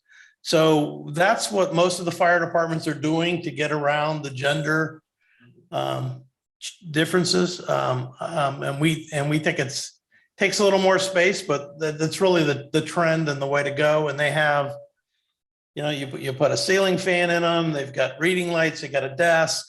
There are companies that make the compact equipment. It's like a cruise ship. You have everything fits like a Swiss watch in there. And they have the little TV on the wall. They've got internet access, so they can be doing their reports. They can be relaxing and sound attenuation, of course, a little more sound privacy versus a big group bunk room. Very good. Thank you so much. Okay. All set. Evelyn? Yeah, and actually I had heard before that the way to go is single rooms with doors, actual doors that close, not just sliding panels. My initial thoughts are that option one with some cleaning up looks like the best place to start. That I didn't like the 3-story building. I think that was very overpowering, and I don't know that we need it. You don't want to plan for too far in the future. Among other things, we really don't have a lot of land. If we see 200 townhouses added to the town, you're talking maybe 200 people. So I'm not really concerned about expansion. But I think that the 2-story building, which is what I wanted all along, was a 2-story building, presents us with the best options. So I'd like to go on from there. Okay. Do you have any questions, any follow-up with Evelyn? No, not at this point, because this is too beginning in my view. We need to get further into it before there are real questions. Okay. Peggy, on to you. Thank you. I agree. It's difficult to sit here and digest all of this when we just have the plans in front of us today and not in advance. So my first question, which I asked before, was the integrity of the old building, because my family photos my mom had showed it in 1973. when I vacationed here as a kid. So my concern is not only the structure itself, but what about the utilities, everything else associated with that building? Their iron pipes, how much erosion has occurred? Okay, so the part of our reasoning for only keeping the two north bays, which are the original part of the building, they're totally concrete, including the roof. There's the only utilities are on the west side of the building, and because we're going to raise the floor by 2 feet, approximately 2 feet. So one of the things, when I say 2 feet, one of the things we have to analyze is the ability to drive the trucks into the station where they don't bottom out. Like if you go over a big hump in your car, you could bottom out. So we'll do a study on that. But right now, the initial study looks like we can go about 2 feet. That'll get us above the floodplain. But in the housing unit, because we have the clear height in there to raise up that portion of it, and it is a hardened, I would say masonry building. We'll have to do some reinforcing on it, but it'll be minimal. But we'll have all new utilities. The whole inside of that building will be new. The south of that, we'll tear that down and rebuild with the hardened building because that's got some wood framing in the roof, and there's a lot of things in that don't meet ADA. The showers don't meet ADA, and to bring it up to code and do that and keep it operational is almost impossible. Okay, thank you. The actual walls of that old building are CBS, or they're wood, or they're CBS? They're CBS. All the walls of the original building and the Right. expansion are CBS. Okay, so The just the roof trusses and, the roof on the north end where the truck bays, you can look up and they're concrete PSI joist. And we've had our structural engineer look at a quick look at it. Staff asked us to look and see if we could put a second floor on top of that. And we have no documents to the foundation, so we could do some exploration. But when you look at what you're going to really get, it's probably not worth the effort. understood. I understand there's been a clean out of documents prior to all of us serving. Marshall, you wanted to say something there? You I had was his just hand gonna up? add to it because you Yes. triggered a thought Yes. on the two. If the commission likes it, we'll see with that option one in that direction. Again, that's what we're looking for today, is just point us that you want us to continue this route so we can get better refined drawings. In that picture where you have the 2 bay that's going to be converted into the living quarters, could you put a patio up there or an outdoor porch that was shown on the 3 bay station? Just that way, so you're not putting a second floor, but maybe we do a roof cutout where they could have an outdoor living space potentially there, because they're going to have really no outside space. I don't know if that's a possibility. Well, we talked about that with the staff meeting, and I think we can. We just do an analysis Okay. of that. I just for today and trying to get some direction because we want to stay on schedule. Yeah. And well, I want to engage all of our consultants. We have a big consulting team, but with having 5 directions to go, we'll burn through our fee, and we don't want to come back to you and say we need more money, or we want to give them clear direction. But my civil engineers pinged me twice, how's the meeting going before I got up here? Because they're anxious. They want to come out here tomorrow and get started. So, which we want to locate all those utilities, and then some of your comments to old pipes. But when we get done, we go with option one, and there's a lot of detail that still needs to go into this, but all the finishes will be brought up new to code. The only thing that'll be there is really the shell of that 2 bay on the north end. The whole back of it will be torn out. That's where their decon is, and little restroom and little janitor's room. That'll all be new. Just wondering too, the weight of the trucks is pretty massive. So I wonder, do you do any additional first story, enhancement as compared to a home or a restaurant?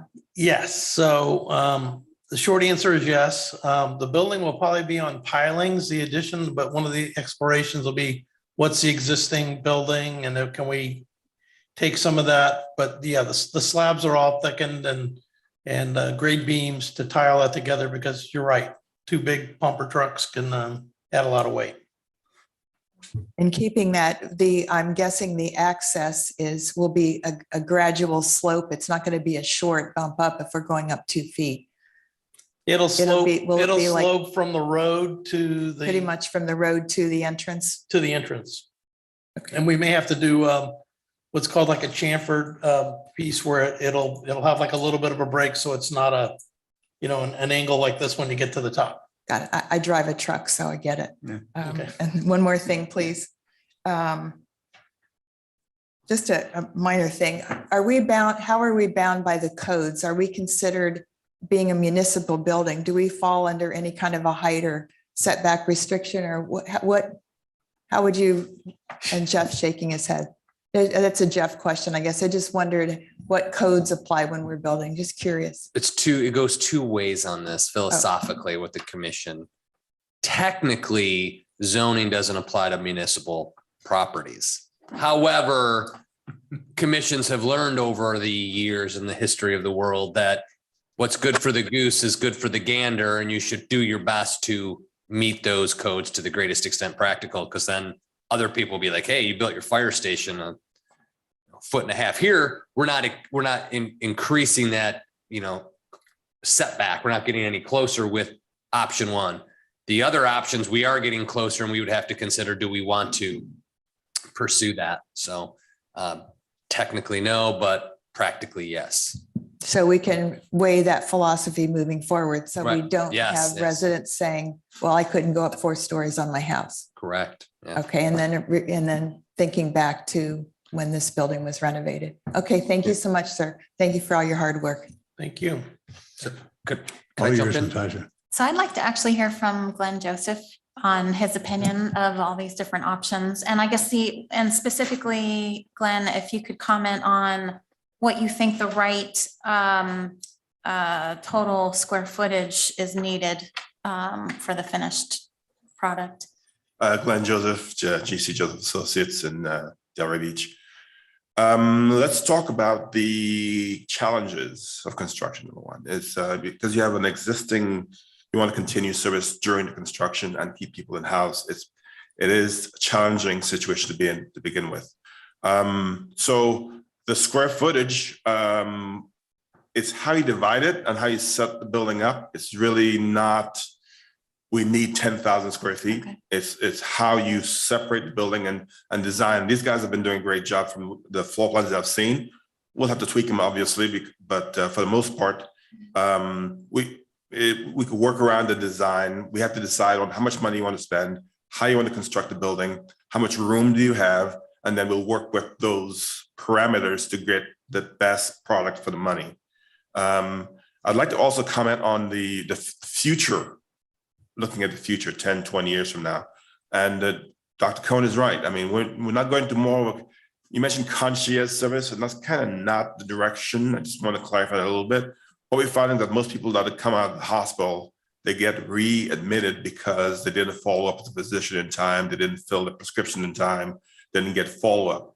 So what many fire departments, Coral Springs is one of them, Palm Beach County looking at, and with the pandemic type situation, is creating a hybrid response team that has more medical flexibility. So a PA, nurse practitioner, even a doctor will respond, and for minor things, they could take care of it on the scene without having to transport to the hospital, and to minimize that readmission hazard, or in case like we had the narcotics that which you probably didn't have here in Highland Beach, but in Boynton Beach and Palm Beach County and some areas that are very where people are overdosing. So they developed this team to try to address that challenge specifically through a task force kind of thing. So to get them into for detox, then get them into rehab and follow up with them along the way, get them on buprenorphine, whatever the drug of choice was, to help them get over that challenge. So that's kind of the direction that the pre-hospital is taken care of. We wanted to talk about upstream. So there's not much poverty in Highland Beach, obviously. So we don't have that to deal with, but in smaller, poorer areas, we want to target those populations, diabetics, and asthmatics, et cetera, and so on ahead of time, so that we could get them on the right medication, get their environment cleaned up. And so there will be less of a burden on the system by doing upstream interventions. And then downstream interventions after they get out of the hospital, then we'll follow up with them again to make sure they're following through on the treatment protocols, if you get my meaning. So that's the direction that in the next 10, 15 years that we're going to see with EMS.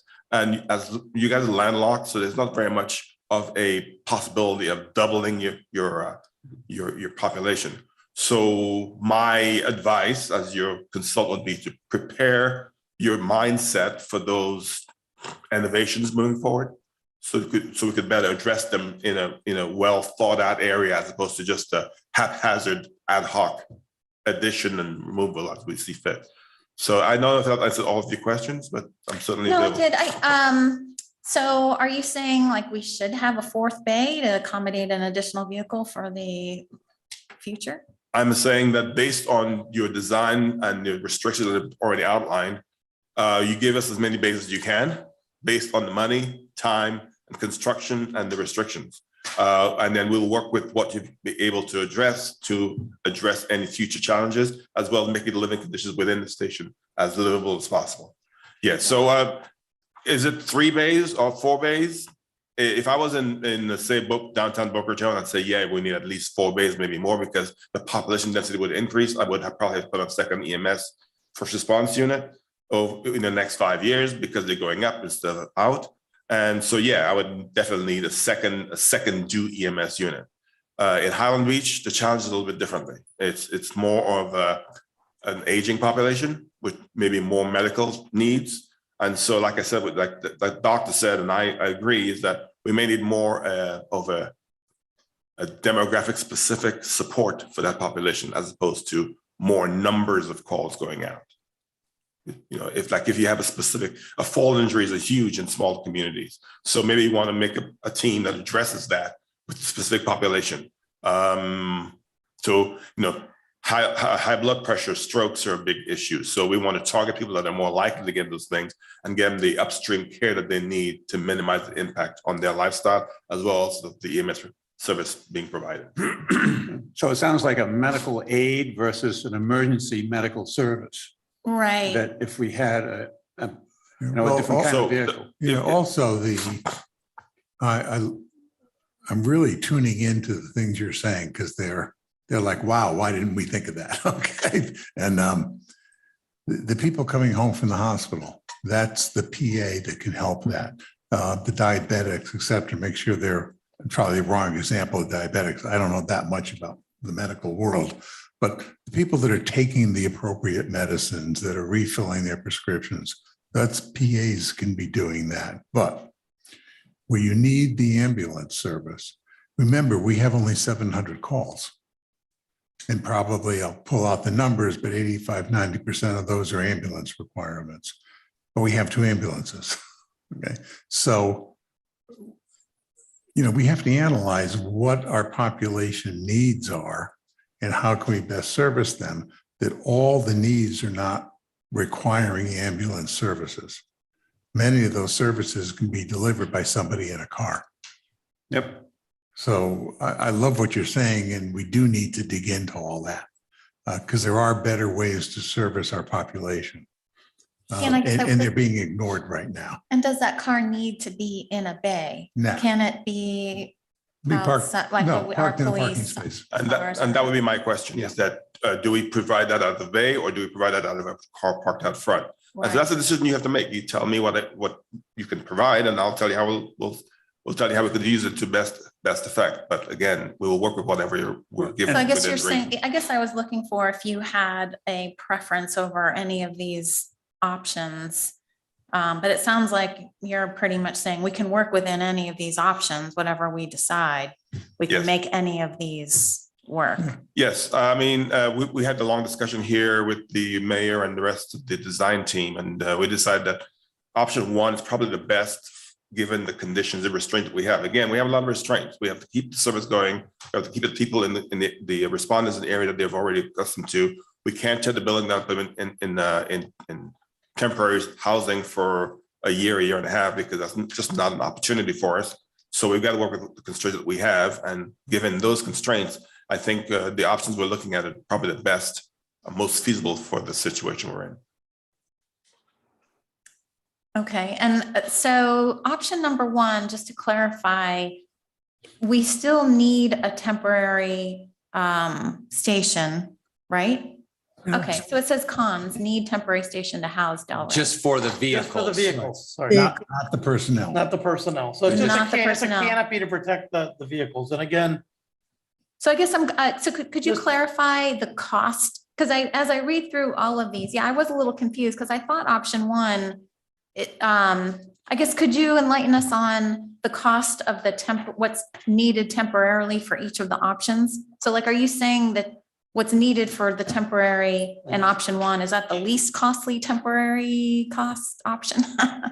so as I said before, we've taken a very conservative approach to the numbers and even some of the square footages and some of the spaces that we've shown depicted in our drawings. The program itself is very accurate, but the cost, the temporary station, we've got some estimates from basically a company called Mobile Modular. We're reaching out to some others that do these, and to basically what they call the hardened canopy that could withstand hurricane and tie downs, and probably put a slab under it to support the truck so they're not sinking in the asphalt, was about $77,000. So we plugged in $100,000 for now, because we're going to probably need wash down taps out there and some other minor facilities. So we just wanted to err on the conservative side, and bringing in the construction manager can help us kind of tune in some of those numbers. And then for a full station, based on running a double wide 20 by 60, that was a 250, and that was estimating I think 16 months of rental, and then there's a customization charge to put the bunk rooms in there and do all that. That is basically a throwaway cost, but And that's not included in your estimates? it is. Oh, okay, so the So the- 77,000 is included in the 5.3 and the 250,000 is included in the 6.2. Correct. Oh, If you look at on the little summary pages of each option, you'll see that how we've adjusted those. Okay, So at the bottom, you'll see, the 100,000, which is just the one that has a canopy. So when we say a cottage, you have the temporary, it's not a full temporary, but it's a partial temporary. okay, so option one, we're throwing away 100,000, whereas option two, 2, 3, and Where- 4 is about $250,000 estimated for each of those. So it's a temporary facility. is how much? 250,000. 250,000, okay. Okay, so. And again, those numbers might tighten up, but there's other constraints that Mr. Joseph talked about is operational, keeping the current, facility or people in operation the entire time, no downtime, Okay, no lack in response time, all those important things for your citizens. and I'm hearing, and you're saying option number one has the least amount of that Correct. issue. They can stay Oh, in. option number one and option number four has the least amount of, Right. so, So the difference between 1 and 4 is, I call it the quick fix, but it doesn't have the long-term protections. You're not hardening the building, you're not meeting ADA. There's risk associated with if you have a storm, what's going to happen. Option 1, we're making sure those are all taken care of in that. Okay. And then also, I think we might have short-sighted ourselves in option 4, where we put the site work. I think it's got a lower number. Should have probably plugged in redoing all the front of the site also. so option four might be underestimated. Just by a couple $100,000, but I just Okay. thought of that while I was up here, that I think we So it's plugged. a savings of 2 million, but it's not really a very, It's not a fair comparison. You're building for now, you're not building for the next 40 years. And as your professional, I would never recommend option 4. We just talk with staff. What would it be if we did it, and what would be the pitfalls to it? okay, It's the easiest operationally because you're not touching anything that's over there. But in the end, you kind of have what's over there is over there. So if I could, one of the other cons, or I wouldn't even call it a con as much as a concern, unless you guess you could abbreviate to con, is options 1 through 3 really have different levels of engagement to the city of Delray Beach for participating. Is their union going to allow it? Even if on option 1, where we keep and build around them, they could become a roadblock conceivably with the union and their contract saying it's too disruptive. Even though we're going to construct during the day, it could be that it's too disruptive, it's too difficult, we're not going to support this. They could get into that. Now, I would say, how we gauge that. I mean, if you keep them, I think we have a better position and like in an option one where we're allowing you to stay, the vehicles are readily available. We're just building on site. That's just kind of the way it goes, but you still have your quarters and you can maintain it. But you know, the other ones where we totally displace them, you know, I think that gives them a little more leverage as an obstruction. Potentially, they might not. They may just say it's fine. We'll make do with it. But that's my concern, is that as we get closer to the day we implement and we have some other issues that we've discussed offline, all of us have with Delray, that, you know, those could become more pronounced potentially on their part. So again, that's why I've asked them to put they call it the quick fix or the basic option. What is it that we have to start? 2 more bays. So we could put 2 bays. That 2 bays, as he said, I know we keep on missing it, is hardened. Any addition we do will be to code. It's hardened, but it doesn't address the administrative needs, things of that nature. But we'd have to handle that in-house. Again, it isn't a long-term fix, but it's the right now fix. And maybe if the commission is concerned, then what you would do is you'd have to look out 10 years. You'd be addressing something in the future. That next part may be something you have to do later, but that is the base option. Is what does it take for us to go wheels hot? Is you need 2 more bays. So And there's no disruption. Ford has no disruption. We're building right next to them. right. And then at the last second, we just pop a door wall in, make some minor tweaks. We did set aside some money for renovation. So while the building is low, we would at least do our best to make it as great as possible. New tiles, new furniture, maybe some kitchen renovate. We'd have the dollars to make the space as good as possible. That's the base option. And option 1 potentially has the issue of the disruption with Delray. And why is that? Because at some point we rebuild the living quarters and they have to move. Yeah, they would have to move at some phasing of it. We're going to be a 2-bay that they currently operate out will be closed off, and construction during the day would be occurring next door. Like, not as bad, I think, at first. But you'd be working on site. The trucks wouldn't be right there. The trucks would be on the other side of the building. So they may have to go outside.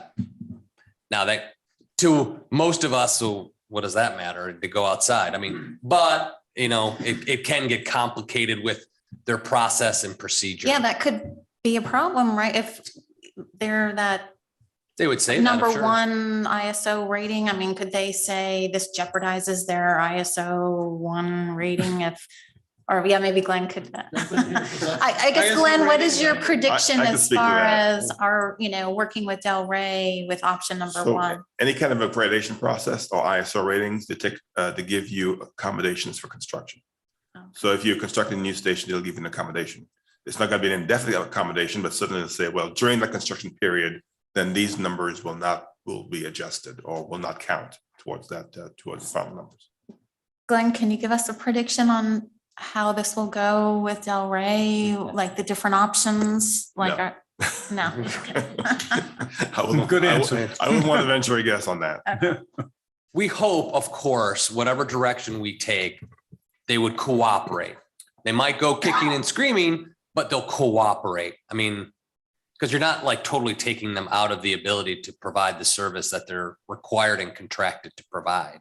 That would all be made available at all times. So I don't know, even if you moved them to a temp station, if you wanted to go to a full temp station, it's not like we're just grabbing a trailer and throwing it out single wide and throwing it down with some chains. I mean, this is going to be a modular, it's going to be nice, probably better than what they're in now, the temp stations, because they're going to be brand new, professionally established. So there'll be like a modular, but they'll be brand new and probably as nice or better than what they're currently in. So would they complain? I don't know.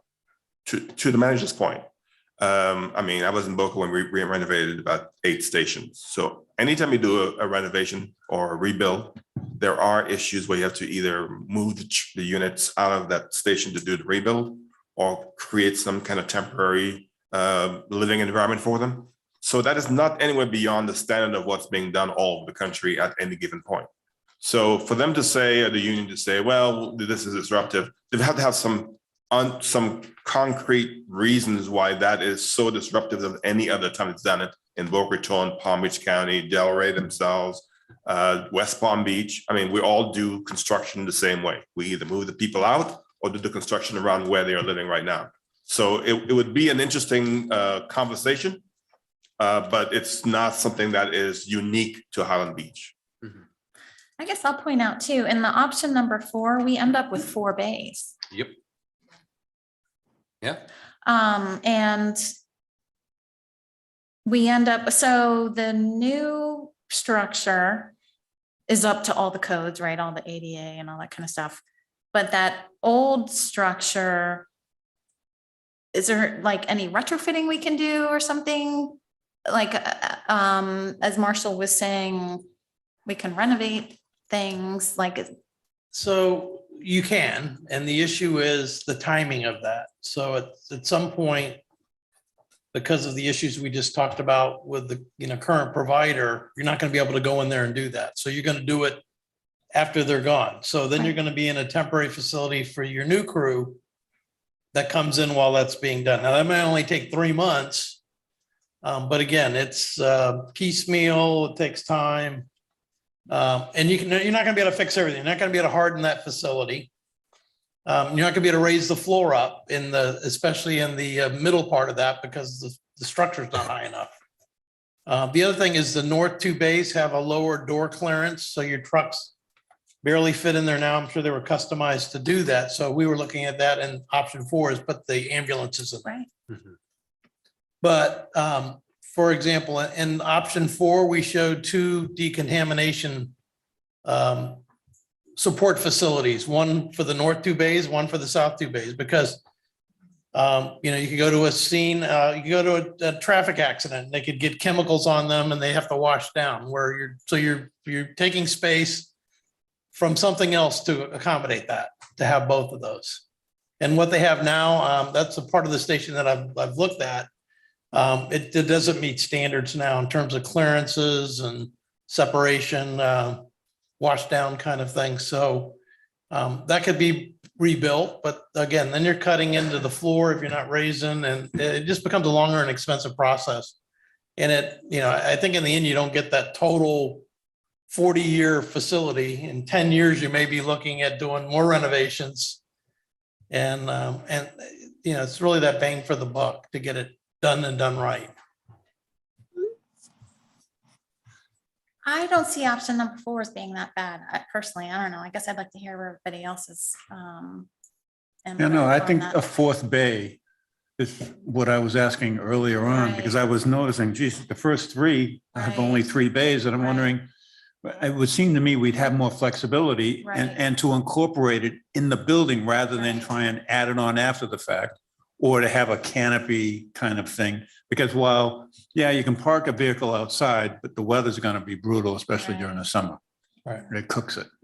Well, and even in this scheme, we could add a 4th bay. It's basically each bay is 14 by about 68. Now, the 4th bay, as we go further south, will be shorter, like the 3rd bay is in the scheme, because you've got the pump behind it and you got the town hall behind it. So you get very close there, but I mean, it's just a little bit more money. I mean, you're talking, we could, like in this scheme, we were able to take a portion of the south end of the building where we needed more on the first floor, not as much above, and, scale the building down with that change. You see the roof plane on toward the bottom of the sheet on the new building. We could do the same there. So we could just be adding 1 floor of that. So we can look at that. Yeah. I mean, that's what I would call a nuance to this direction. And the direction is more that phase direction of keeping the operation of the building starting at the north end and working south. We can look at that and look at the cost of that and bring that back to you. So just one other, this is kind of a silly question, but on the 2nd floor where you have the bunks, the fastest way down to the vehicles when they get the alarm is through the stairwells, right? Mm-hmm. There's none of this, down a pole kind of thing. Well, we haven't had that discussion. We've done, so Delray does slides. And we've done poles and slides, and I mean, we don't have a program yet. So I mean, that's one of the details that we can add. You have 2 staircases and an elevator. I'm just wondering. Well, you need that for code for egress from the 2nd floor, but if you have a pole, you don't need the second stairwell, Yeah. as long as you have an elevator, right? No, elevator doesn't count for egress. Oh, it doesn't. Okay. But we could go with a narrower egress because we can basically cheat on the number of Wait a minute. code people on the second floor. Do you want to handle the poll discussion? So fire codes and standards require you to have two means of egress for any upper level. So you'd have just two stairwells anyway, because you have to have two means of egress in case one is blocked, and the elevator doesn't count. Number two is that most departments that have poles, I think there's only one left in the areas, West Palm Beach at the Station 1 have poles. Palm Beach has one? Okay, well, yeah, we have to train the firefighters how to use the poles because the first few months of new firefighters come on board, you have quite a few ankle injuries because they don't know how to reduce the speed correctly. And so that's a training issue that goes on. And after a while, most people don't use the poles, they just use the stairwells. So I don't know that if you want poles, I'm sure we could do it because that's. I was just curious. Fastest way down. It's the fastest way down. Does that increase your injuries? Likely. No. This is a very specific question and the answer is yes, or the answer is no. No, and so. Do you recommend having a poll? I don't. Thank you. How about a pool on the third floor? Okay, let's move forward. Okay. You want a slide? If you want the slides, I would recommend if you want a faster way down, but certainly I wouldn't recommend. Okay, thank you. You still have the mic. I see some benefits to option number 4. So I guess I'm curious if as everyone else makes their comments, if you could specifically talk about what your thoughts are on option number 4. Okay. I would, if I could make a comment, I'd like to know all of the negative aspects of option 4 while we're discussing it, just so we can weigh in. Okay. Would you come back to us at the next meeting of all the negative aspects on number 4? Okay, or I can do it in writing and distribute it. That'd be great. Marshall? If I'm hearing you, we're kind of taking some of this discussion and moving it next. The 3-story, can we remove that as from our discussion palette a little I bit? believe that's off the table. Okay. Yeah. At least we get that one off and then we can stay focused potentially on 3, maybe 2 or 3 and get that a little bit better for our next meeting Well, and then. Natasha has had an interest in 4, Mhm. and so does Peggy. Well, Peggy would like to know what the negatives are on 4, what all of the negatives are on 4. Natasha still has an interest in 4. Okay. So we'd like to know why 4 should be removed. And I have an Or interest in should 1 we, and 4. or should we take a harder look at 4 and maybe make some additional adjustments to 4? So maybe 4 doesn't come in at 3, it might come in at 4 with the appropriate adjustments. Am I saying that correctly? You agree? Yes. Okay, So let me. so we don't want to summarize. walk So I- away from 4. 4 as it stands right now is not acceptable, but possibly with some adjustments that might cost another $1 million, maybe it becomes an option. Okay, and we'll Agreed. also sit down with your building official and go over code interpretations to what would have to be brought up to full code. Yeah. Yeah, I guess I don't understand that. So if we just build a building on the south side and don't really touch the existing Soon building. as you touch it or tie into it, you'll put a door opening through it. Some building officials will Yeah, say you got to bring the whole building up to code. Okay, yeah, I guess that's my question, because I totally guess, understand that. I guess I'm Everybody's staring hoping, at I guess I'm hoping it could almost be kind of modular, like we build this new module, and we don't have to touch the old one until we feel like it's time to, touch the other Right. one. And We'll do that homework and then I would also, we'll take it. So what we'll do is we'll take option 1 and we'll look at a 4-bay sub option to that for Commissioner Shoemaker. Yeah. And then I we'll like that. do a little bit more on option 4, a little bit more research, talk to the building official, see how it's going to be interpreted. If there's any improvements we can make on that. And come back to you and with the pros and the cons. Okay, have now a my turn. question. What Okay, we- I don't see, I'm hard pressed to see a rationale supporting another bay. I know Commissioner Shoemaker's interested, therefore we should cost it out. But I don't see a rationale for that 4th bay. But let's see what it is and see how much it is. If it's, Okay, it's not a hard exercise and we can. come okay, back and if with it, a- if it's a very low cost, then might be worthwhile. How long will it take if we ended up with option one, with or without the fourth bay? What is the amount of time it would take to build it? Start to finish? I think we said the other day, I was gonna go back and put the schedule together. So building a new building is about a 1 year. Because you're gonna do, we were saying 15 to 16 months, I think is what I said Friday. For option one, One. because we're kind of working around, it's a little more phasing. It's going to take a little bit longer than just a quick demo rebuild. 15 to 16 months. Mhm. And if you had the go-ahead, let's say February 15th, when would we start the first month? So we need to get a CM on board. Mhm. While you're getting the CM on board, we would do what we call schematic design, where we'd have measured documents. We'd be working with your staff and your consultants on all the sizes and relationships of space to space, adjacencies, making sure those are all right. Travel distances, looking at the stair entrances, how quick you can get down to the bays, any nuances with that. So we would do that simultaneous while you're doing that. And then it's probably another 60 days to get what we call the permit documents. And then your building departments are usually taking about a month to issue a permit. So February 15th. I'll make it easy, March 1st, so you don't have to count days. It's the same. I mean, I would say by September, you're ready to Break start ground. construction. October 1st, probably at the latest, depending on CM pricing and coming, meeting commission dates to get their GMP approved. 7 months. Oh, yeah. But it'll take you a couple CM months. at risk will probably take 3 months. Bid it, get the bidders in. You got to put a special committee together. They have to review it, make recommendations, hold public. I know when I start talking about this, we're all excited to get it started, and then your local town manager becomes a wet blanket and tells you all the process and time that it takes to do some of this. But I think we could fit it in by, that late summer, early fall Right. time window, I think would happen. If we can make some decisions in February. Over the next couple meetings, we take it and just keep on going till I get all of you to look at me and say, that's the way to go. And then we hit the ground running. I start working with Delray.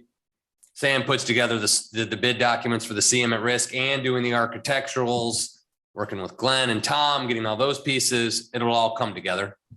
Because the good thing about CM at risk is we don't go out to bid for the contractors. The CM at risk is who we basically agree to a profit margin on top of cost. And then they go and do all the bidding. It takes us out. So it's nice. So we don't have to go out and find a general to do all of this stuff. And so it's once you get the CM at risk, they take all of, that's the risk part. They go find all the subs. It's not on us, it's on them. I may be wrong. That means we would be completed a month before we take over the fire department. Depending on which option you go with, yeah. Could- That would it be the could. latest. Could go faster or it could take it, It can't go slower. No, Well, it could. I mean, we could take over while we're still in construction. That's assuming a March deadline for us to go forward. you do option 4, bang, you're well ahead of schedule. 4 is an easy one. That's what the base option has. That's some of the appeal to it. Unfortunately, Would Goes hate to- fast. Would hate to take over the fire department and not have a building. Right. Mhm.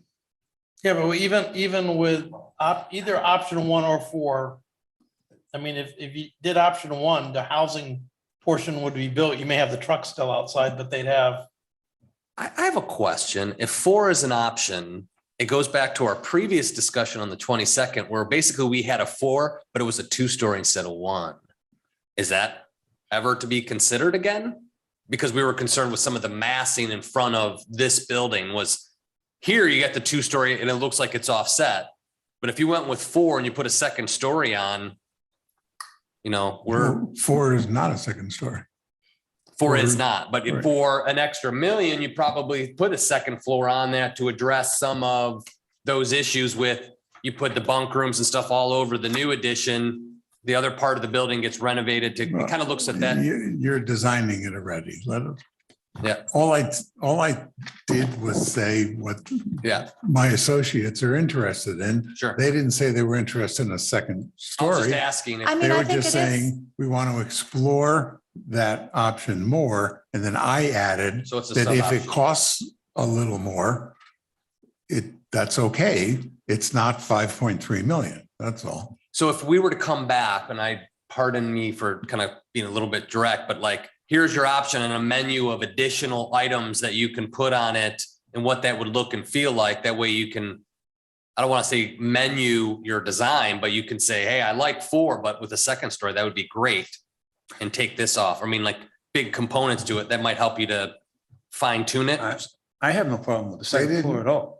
They didn't say that. And nobody has a problem with the second floor, but Yeah, who I don't says have- the second floor has to be in the middle? Maybe the second floor goes above the existing building and it ends up kind of looking like one, but it's not as elaborate or something. I don't know. I'm Okay. not designing it. Yeah, okay. But they deserve an answer. They asked the legitimate question. They deserve. Yeah, I don't think we can The work put to a be done. second floor over the existing building because of the foundation and then also because they're gonna be operational. We can't build over their heads.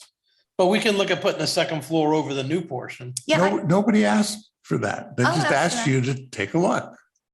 And if that means a second floor, that means a second floor. Well, and remember, option 4 has no administration or no EOC. So you're not, it's apples and oranges in terms of The first question was, the pros and cons. the vice mayor wasn't ready to give up option 4 yet. Right. Thought maybe some additional work could be done.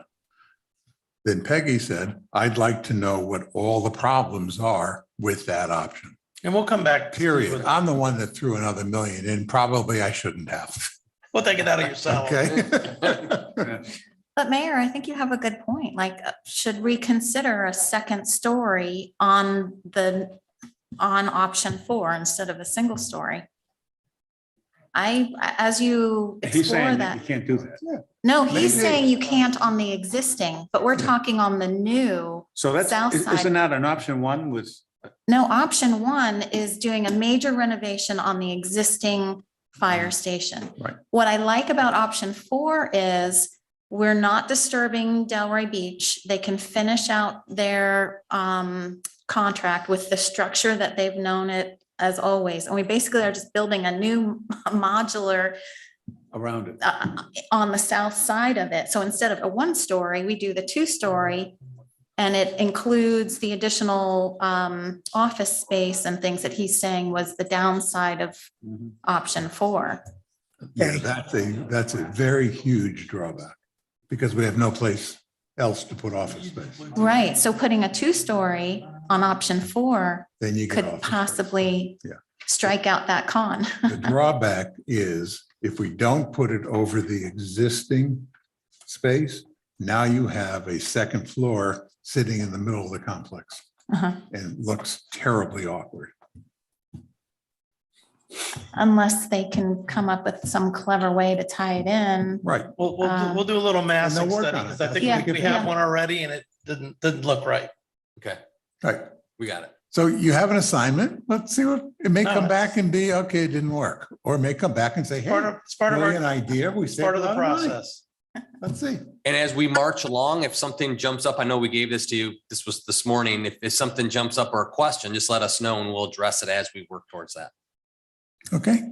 We'll try Mayor, to give you a little more time before because your next meeting's in a couple weeks. Yep. Right. If you have something before that, No, we we can will. jump in. This is, we had our meeting with staff on Friday and it was a But this challenge is, to have it for today. this is great progress. Very, very pleased. And I'll You just had add something one, else you wanted to? yes, quick Peg? question and then you go. I'm wondering, Delray Beach actually renovated the fire station on Linton, just east of Target. And I believe they renovated one on. They haven't renovated the one east. They never did yet? Okay, I'm just No, it's our wondering. project where they keep Yeah. making changes to what they want to do. Okay, They're and then still there in was temporary space on the Yeah. other side their of it. temporary 3 years. space south of there. And then I believe there's the one on A1A, off of A1A, just north of Atlantic, underwent some renovation and rebuilding. What I'm wondering is, what was Delray Beach's attitude and accommodations in those where they're already moving their own people around their own stations? Do you know? I know specifically about Station 113, which is on Linton. They've been in a temporary for 3 years. They promised the union 1 year. I don't know what the fallout is from that. But I do know that they're now going to move forward with Station 113 quickly because probably the fallout. Got it. And then another question. I was out of town last week on town business. And Mr. Joseph mentioned that he met with design staff and the mayor. And did I miss anything, or it's all here in the report? We're all up to speed with that. No, you have everything was brought up to speed. There was their comments we incorporated Great. in these documents. The biggest change was that we were showing the access to the upper floors, basically the elevator in the lobby was on the, I'll call the backside, closest to the town hall continuation sidewalk. And the recommendation was for the public to easily recognize where the door is, where they're going to go in if they need help, if they're coming off the street in an accident or whatever, that door be identifiable. So we flipped that portion of it and actually created that little exam room or a place where somebody, had some seizure in their car and pulled over, where they would go. Also, for operations, to move it to the south side so that people aren't pulling up in the apron in front of where the trucks would have to come out without knowing, even though there could be signage, people will still do that. So we try to, minimize that as much as possible. Got it. Thank you very Those are much the for all your work. Thank you. I just have one more thing, Mayor, sorry. And that is, I am very concerned about the risk of option number 1 not being completed in time. And so I just want to emphasize one of the reasons that option number 4 I find very favorable is the fact that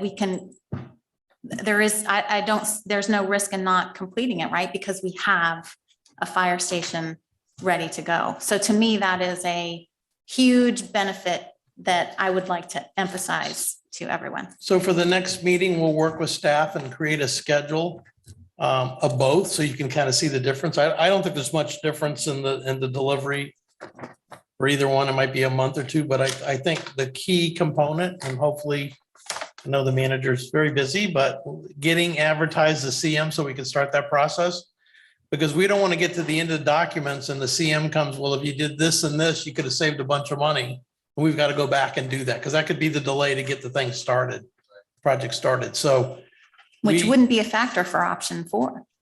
yeah, so when you bring a CM and they may come and say, well, there's no foundations under this building, we're going to have to do something before we start option 4 to stabilize the building, and we might be able to do it because it's being operational. So that's where they can help us, because they have shovels. They can come out and we say, dig a hole here. We're not real good at digging a hole here. I mean, your staff can help us, but again, because there's no records of that building, very good records. There are drawings of the addition, I think it's 1995. But there's a lot of stuff that just walking around, and I haven't been through every space, is not the same. The roof drawings are different than what's out there. So those are things that we, when you start to go in and leave things and renovate, you could open up a can of worms and it could take longer. So we'll look at the schedule though. Okay. Thank you. Thank you. Shall Can move I on? question? Oh, yeah, shoot. I want to know why in the world we would ever consider doing a building and not bringing it completely up to code and completely hardening it. If anyone in this town does a construction job and they're doing something like this, we would make sure they brought everything up to code. So why would we even think about not doing that? That's a good point. I would think that if we ended up with option 4, we would have to do that. We So would want it's a probably fire gonna station wasn't cost- brought to code. It would wind up Totally. costing the same as option 1 anyway. I understand wanting a 4th bay, but we can't skimp out on these things. We need a building that can survive a Category 5 hurricane. Good point. Valid Thank point. you. Anybody disagree? No. I guess the only point I would make is the new, like, I see it almost as modular. So the new structure that we build would be Of course. up to, had we not changed over with Delray, we would have stayed with this building for how long? If this hadn't come up, if we weren't, Correct. we would have, how long would we have kept this station? If we would have, Yeah. if we were to renew Delray's contract, we would have remained with this station, who knows how much longer. So I guess I'm just saying, we build, you just think of it as modular. We leave the old one alone and we build this new one that is up to code. And then eventually we do the other building, just like we're not going to rebuild town hall right now. Who knows when we'll rebuild town hall? I just see them as pieces that, Natasha, I understand your point, but my point is if you're going to do something, do it right. Don't do it piecemeal and don't do it halfway. So. well, then why don't we build town hall? Why don't we rebuild, a But lot of things we're on not the gain campus? any real time. And your point was you didn't want to have a new fire department and no building. But they're telling us you're not going to really gain that time. It is very often less timely to completely knock something out and start over than it is to try renovating. Because then you have to work around things that are already there. Well, that's option number one. Option number one is renovating the current shell and then adding on the south side of the building. That's only option number two and number three, which I think are all saying we don't want to do. Only option number two and number three are a complete demolition and rebuild. Yes, no, I understand that. And I'm not looking for a complete demolition. I'm just saying that I don't believe you're going to save a tremendous amount of time by doing it piecemeal and by not bringing the whole thing up to code. This is a fire department we're building. Option one is definitely a piecemeal. They're doing it all in phases. They've described everything to be in phases. Well, it is, but that doesn't mean that you're not doing everything up to code. I'm sorry, that just boggles my mind that we wouldn't bring everything up to code. It just floors me. Again, I think we're all saying that we will bring up the code. Yeah. I think we're all saying, Commissioner David, that we have no problem by bringing it up to code. Nobody's arguing that at all. 100%, we're going to make sure that whatever we do is going to be up to code. Well, no, the difference in the discussion is in 4, we don't bring it up to code. Right, we don't. 4, it's left building- as is. We don't. And I'm saying that 4 has to be done up to code. Okay, If there's a way to do it. that's the difference in opinion. And when the time comes, we'll discuss it. I think at this point, doesn't warrant the time to discuss because we don't even know we're going to do it. Could we get Okay. building official Remus to weigh in? I believe it has to be brought up to code no Well, matter what, let's- by law. Can we I'm just saying, get him let's, to let's speak spend the up? time on it if in fact we're going to really do 4. Let's not Well, waste let's the just time right get a now. yes or no. Okay, We'll come back at the next meeting on 4, but I just want to be clear, in option 4, we cannot raise the floor, which will be the floodplain issue, number 1. And we cannot harden the structure on the south side in the time frame or the budget, because that structure will not, the south end of the existing fire station will not meet category 5. We'd have to probably tear out the structure, put a new roof over it, which is almost the same as doing option 1. okay, thank you. But we'll clarify that in writing and also in our documentation. Okay, Thank you, though. Those are Thank good you. comments. okay, let us move on then to item B under unfinished business, can be found on page 85. And that's the continued discussion on building permit pricing. So if I can, before you pull up Jeff, because I produced the financials. So basically what you have is you have a budget and expense report. You have a revenue and expense report for the current year. See where they're tracking through the current period. And then you have a budget document that's attached that shows you the activity from 1920, 2021, and then the amended budget for 21, 22, and that associated activity. The other question was fund balance. When I went back through the audited document for FY 20 and then took the unaudited projection of how much additional revenue was collected by the building department, we're approximately at $1.5 million. We'll get that cleaned up in the audit over the next 2 months to give you a firm number, but I'm comfortable that that is with 95% confidence level that it's about 1.5 is your fund balance. So recognizing that you have some flexibility if you so choose to move in this direction for a temporary or 6 month, 8 month fee change or discount that you guys started that conversation because you wanted some background information. So that's kind of the platform where we're at financially. And we left it with you suggesting if we did it to make it a change through the end of the year. If you're going to do 6 months, it's 2 more months to get to the natural change in the fee schedule on October 1 and through the budget hearing. So you would probably be having that conversation. So extending it by the time we implement whatever it is, we have to still bring a resolution to you by the time, you hit February, it'll end up being like 7 months. So you might as well just take it to the end of the fiscal year and then we'll change it there based on how we see activity through this year and the like. So we would have some better numbers, especially as we move through. Right. It just depends on how you want to do it. I do recall in summary, there was some concern from operationally for a discount, like giving just a discount off the top versus just changing the fee schedule in the same amount to effectuate the same outcome. So that's kind of where we left off. So. Yeah. You were asked to show us what you did, where we are on revenue versus expenses. For those watching, we're at 30% on revenue and 22% on expenses. So we're running nicely ahead. And the fund balance, as you said, is $1.5 million. So it's obviously very affordable. I would propose that we show it as a discount so that people people realize that what we're trying to do is indicate that we recognize there is a significant increase in building materials. We're not here to make additional revenue off of the misfortune of people that are doing upgrades in their homes or building new homes. Our expenses are up somewhat in labor costs, but that's it. Nothing near what the cost of home improvement is.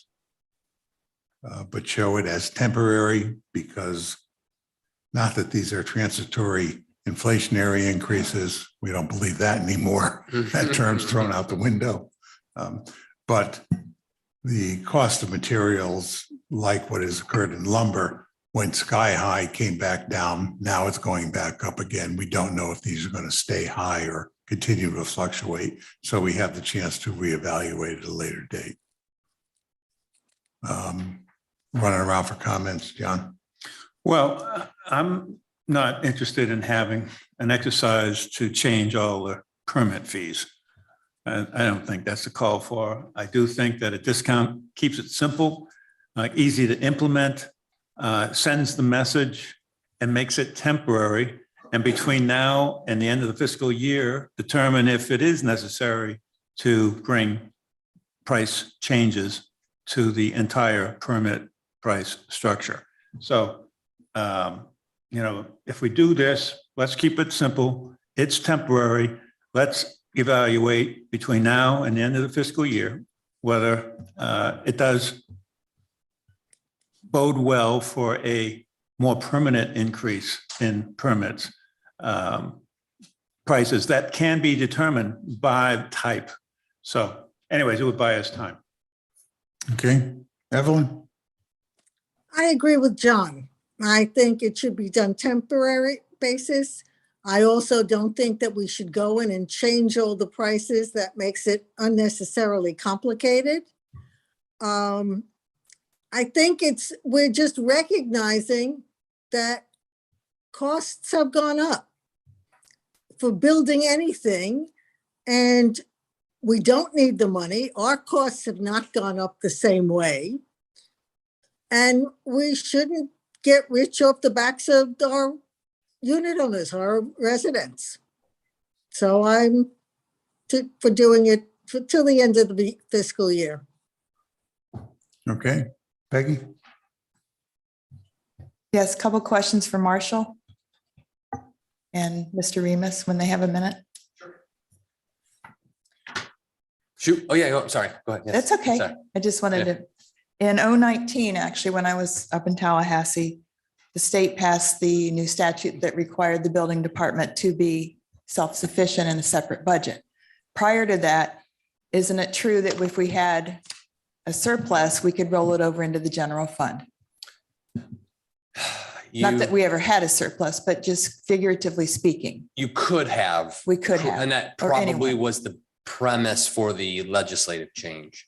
Right. Right. So since this might be an ongoing issue, now that it is self-sufficient, every year, isn't it true that there is going to be highs and lows based upon the finances, the economy, and supply and demand and so forth? So this is not just new for us right now. This is going to be an ongoing issue.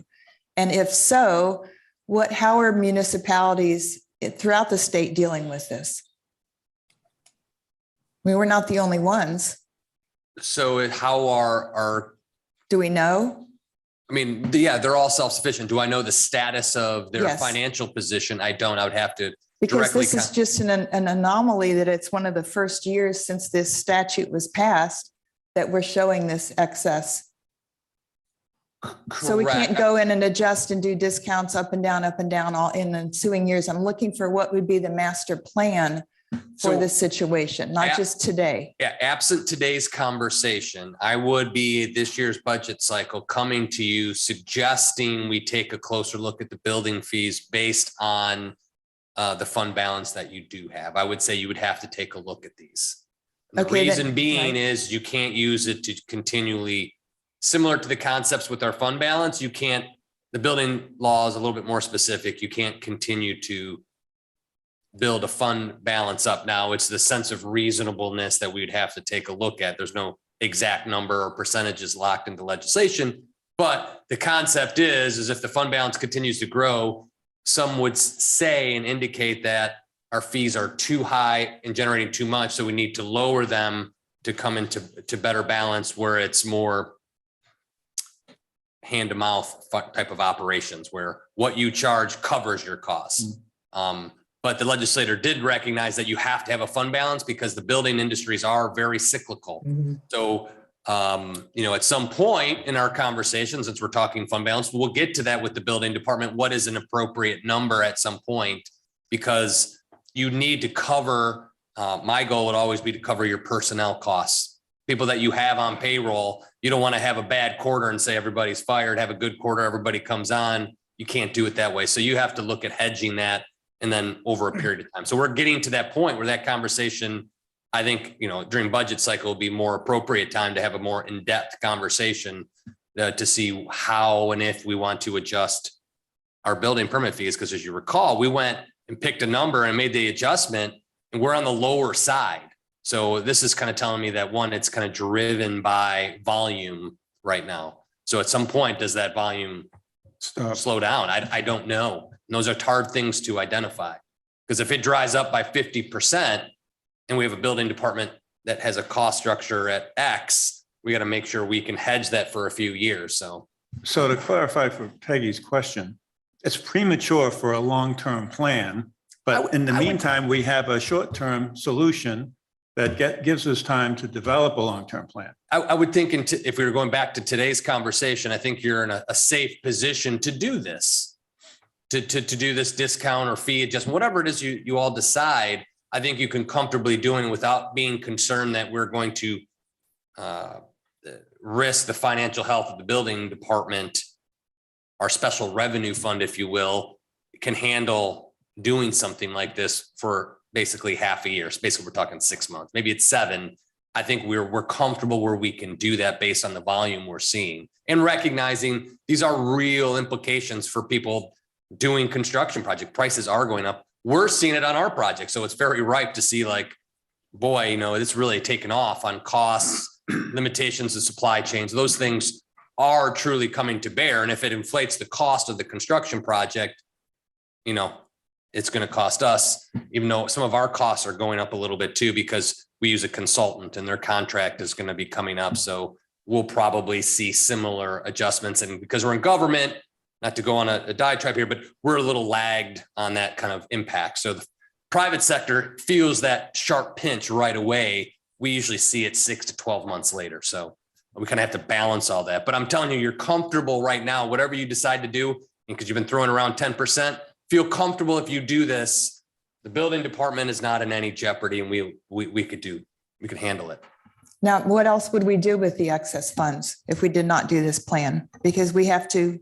Build a fire station. No, just kidding. I'm just everybody. I looking swear at to God, different, just kidding. where we are with all the Use that options. money. Because this new statute from 2 to It's 3 gonna years drive the ago fee is new for discussion. everyone. It drives the fee discussion. Right. At some point, we have to say the number is become unreasonable. You're all, the financial acumen of this commission and community is quite high. So you all will start to see like, well, it seems, and I'm telling you that you're safe to do this because the number is just about to that point where, if our personnel cost in the current budget year, say somewhere around with everything, say $600,000-$700,000, you got, 2 years of backup to cover the personnel cost. It doesn't include the contractor that takes some of that workload. You add that in, maybe it's 1.5 years, and that might be pushing it a little bit. So that conversation is ripe. It's going to happen this year, recognizing the acute situation with the supply chains and cost of materials. You could do that now and do in the discount format or temporary period and make some sense. And I believe Mr. Remus has stated we might need additional assistance in the personnel, either from CAP or from another venue, because we're so busy. Yeah, he runs. So he we does. factored that in, right? But then what happens if there's a 2008 repeat where we're back to where there were years in the, I'm knock on wood too, but there were years when I was living here that the building department was perhaps not breaking even. And they, at that point, brought in a subcontractor, and that led to a whole nother situation. Yeah, So I'm that model saying, wasn't ideal, but No. but I'm looking at the big picture here, not just like, oh, we have some extra money, let's give a discount. I'm looking for a bigger plan based upon, this is still new to all municipalities in Florida. And then we have this financial situation that boom. you should be very comfortable that your building official talks to me weekly about budget. So that's never Understood. happened. And I've worked around building departments my whole career. So he's the only one that's ever really been that aware of his financial position of the fund. And I think it's a new trend moving through the building industry for building officials, particularly. Michigan had this, Florida's got it, a lot of states have it because it used to be the cash cow of municipalities. Right, As they run it up the building and then slide it over, build buildings, take care of this. And that has been stopped because it's really born on the construction. And we do have impact fees in Florida, so you don't really need to do that as much. So And lastly, I'd he's like to. aware of it. He's comfortable with it. Again, if it slows down, CAP is the first to get cut back because based on the size of the municipality, Jeff can expand the amount of work that he does too. I mean, if it ever got to that kind of situation where it was to a dire, he could go out and do plumbing, building, Right. structural plan review if it got that slow. But it's probably not, because if you go back and look at some of the other slowdowns historically around here, maybe it's because of the socioeconomic condition. When it slows down, the cost to do work goes down. So those that have tend to use that opportunity, and you kind of bridge that gap. When I look back over your history and permit fees, is that when you would think everybody's slowing down, it picks up here. So. And then another question, how do we answer to residents who will come forth and say, well, in the last 3 years, I paid such and such and such, and now you're dropping it, and I really got cheated. Well, We're going to again, have that's- those comments. Those are real. Technically, I would say we have to, the resolution that we create would address the technical components that allows you and gives you that. Generally, why we lean to maybe looking at just some fee schedule changes, because that's the mechanisms that municipality use to change it. And it's driven by this acute situation, one of the supply chain cost, and one secondary that you're in the position that you could do this. That's why, tweaking the fees, while it seems complicated, is actually probably easier a little bit.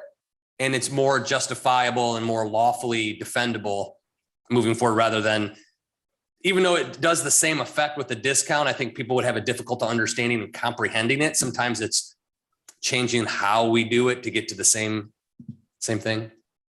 And I'd be interested in pulling forth again the 019, or 018 or 19 permit fees structuring, when we did a lot of research and matched up fees of similar towns and neighboring towns and to try to come to a comparable place on the fees. And it seemed to be accurate and working for years. And now all of a sudden things changed again. I'm concerned about the ongoing year-to-year changes of the supply, demand, fees, costs, everything. Yeah, I don't know how we're going to work going forward. The old model is kind of wonky. And when I It say is. that, it was kind of an odd system where they got 50% of your revenues and this and that. That model, it No, I helped a know. lot It of was- communities during the downturn to say just to outsource the whole thing. And I don't understand how you guys did it here because of, a lot of things were missed, yet at the same time, so it's kind of, I don't know if it would be a good comparative here because now we have a clean structure system under a new legislative practice and law that I think moving forward, we have the ability to do this readily. Right, but we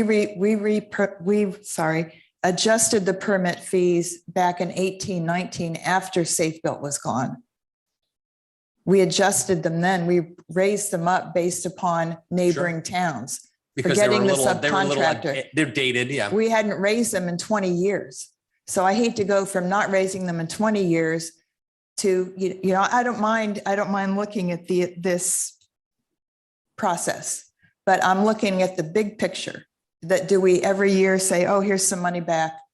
And then, I don't know, there's got to be a different way of approaching. I mean, if this. that is a true concern, I would again lean and encourage the commission to consider adjustment to the fee schedule predicated on the rationale that we've gone over. Right. Because that allows you to do it without saying it's a discount or a one-off. You're making an adjustment to the environment for which you can financially handle. And it recognizes a true condition in the marketplace that drives the building permit revenue. So yes, it's very justified in the fee schedule. If you feel you're going to get a lot of pushback by using discount, I would say focus on the fee schedule. If you feel that you're getting that would probably be a safer spot and easily justifiable because you can always adjust like your water sewer rates you adjusted mid-cycle. You Right. can do these types of fee schedule adjustments, very common practice. I would appreciate if we could draw forth that information we used in 018, 19 and I have it at home if you don't have it and try to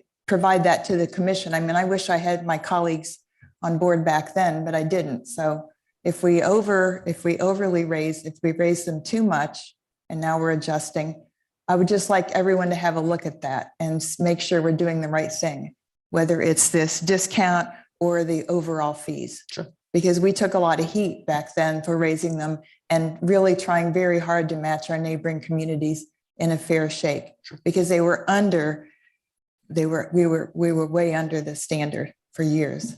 And we suffered for that. We could have had a better building department earlier if it had been adjusted. The by biggest previous out of commissions.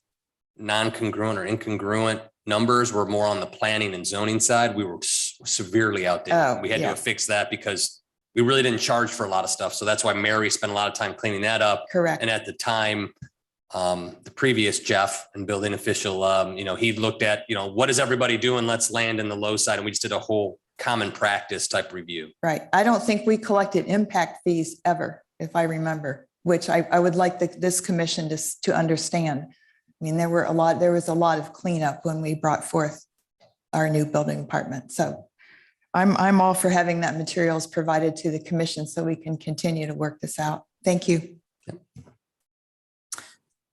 So I had to refresh my memory on how we charge permit fees here in Highland Beach. And it turns out, you probably all already know this, but I'll just throw it out there. So it's a minimum of $100, and then it's $25 per thousand up to 500,000. And then it's $20 per thousand above the 500,000. So of course I had to look at our neighbors. What does Boca charge? So Boca charges the same minimum, 100, but they charge $16 per thousand all the way through. And then there's some other like minimal percentages. So it works out to be, I think about 17 per thousand. Lighthouse Point has a minimum of $70. Then it's $9 per thousand. And then they charge some additional hourly fees based on how much time it takes them. So that one's a little bit more difficult to estimate, but I just want to emphasize how low their $9 per thousand is. I looked at Delray Beach. They have a minimum of 50. And then they charge $22 per thousand. And there's some, minor tweaks here and there. So I just wanted to emphasize how much more we are here in Highland Beach. And I was a little surprised. And I would like to see us to be more in line with our neighbors. I also was a little curious about this 1.5 fund balance. So our budget for the building fund is on the expenditure side, it's like 1.25. So just looking at the fund balance of 1.5 compared to our annual budget, yeah, we have like 13 months of, in the fund balance, right? So if we were to stop right now, we could exist for 13 months. As you know, I've been digging into the general fund. I'm recommending that we have 4 months, not 13 months, but 4 months of reserves. So I guess my one question to Jeff is if he could answer too, and Peggy did touch on it. What is our fund balance policy? Is there any assigned reserves in the building fund that it's supposed to pay for, or is it just there to cover ongoing costs if we don't collect another dollar in permit fees? Jeff Amos, building official, Town of Highland Beach. At this time, I am not aware of any official policy set by the governing body for the use of the fund balance for the building department. And another comment that Marshall made was, so there are some variable expenses in here because we have lots of permits that we do. We rely on CAP, to do some of this. So Marshall had made the comment that our fixed costs are basically $700,000 a year. So this 1.5 million would actually cover basically our fixed costs to run the building department for 2 years, because he mentioned that our salaries and things amounts to about 700,000. So the fund balance, if we didn't collect another dollar in building permit revenue, we would be able to continue for basically 2 years. Right. So if we didn't use capital and I didn't take any vacation or time off, that would be correct. Okay. So maybe it's not a full 2 years, but it's still, I guess it's striking in my opinion, the general fund balance, I was going to recommend we have enough to cover 4 months. And here we have, that'll probably, cover, I'm going to call it 1.5 years so that Jeff can take a vacation. So I do think that bringing up the issue of reducing fees is warranted. So we've collected 30% so far on our revenues, on our projected revenues, which if we looked at the calendar to be on track would have been 25%. So we are ahead. And then on the expense side, looks like we've eaten up about 22%. So if we were on track, it would have been 25. But I guess, is that low because we haven't purchased the car yet? I mean, there's some expenses. So that's my question to you, is what expense are there expenses like big balloon of expenses that are going to happen at certain times of the year that haven't been accounted for Right. yet? Well, sometimes it's waiting to get the CAP bill. So the same report that you're looking at, I run a revenue and expenditure report right up to date, right before I came over here. And I'm going to agree that the budget used so far is 30.07%. The expenditures on my end are 38.51. So we're about 13% higher than where we should be with that. We have an additional person that was added as a permit tech. The bills from CAP to put up to be able to handle the workload is also up. And I'm just going to share some information with you. Actually, never mind. I will share if I'm asked. I answered your question. Can you share the information that you have to share? That you're holding back. Come on. Okay. So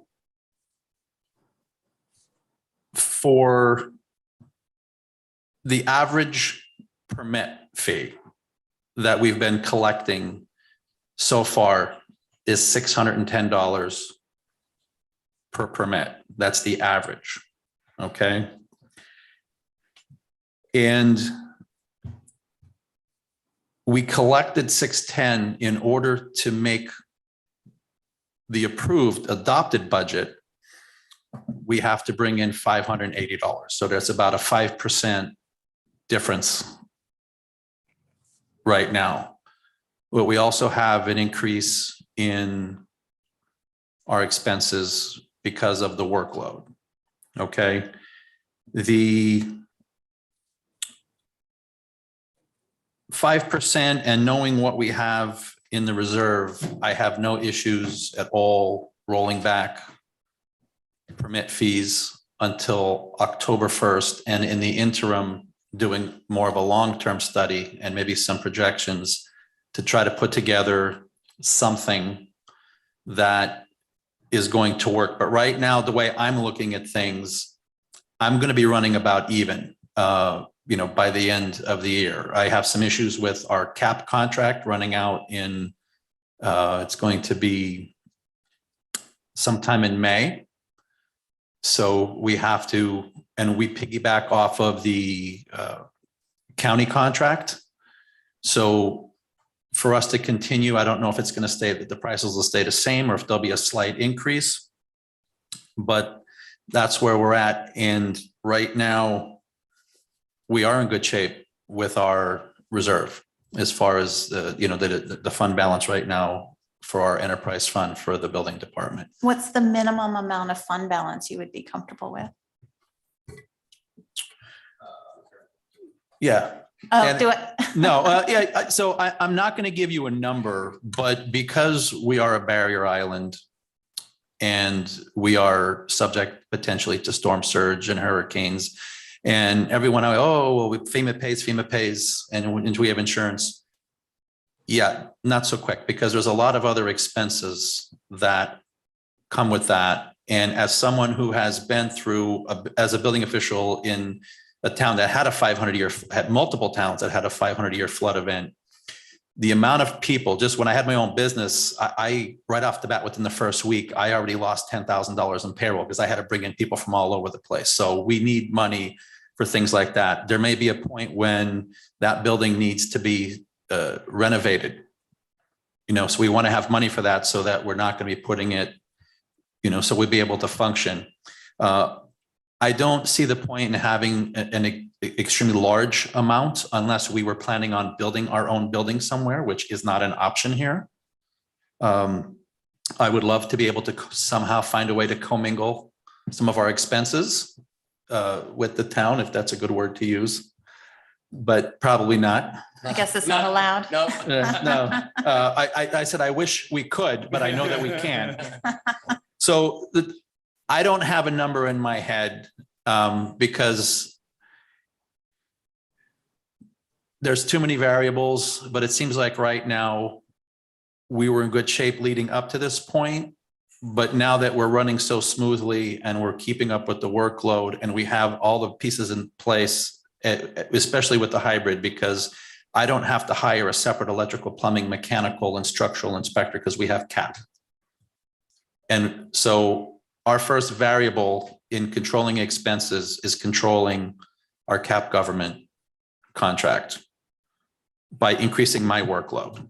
And if I'd piggyback on that, I think what you're going to see similar to with our budget, it's starting to tighten a bit.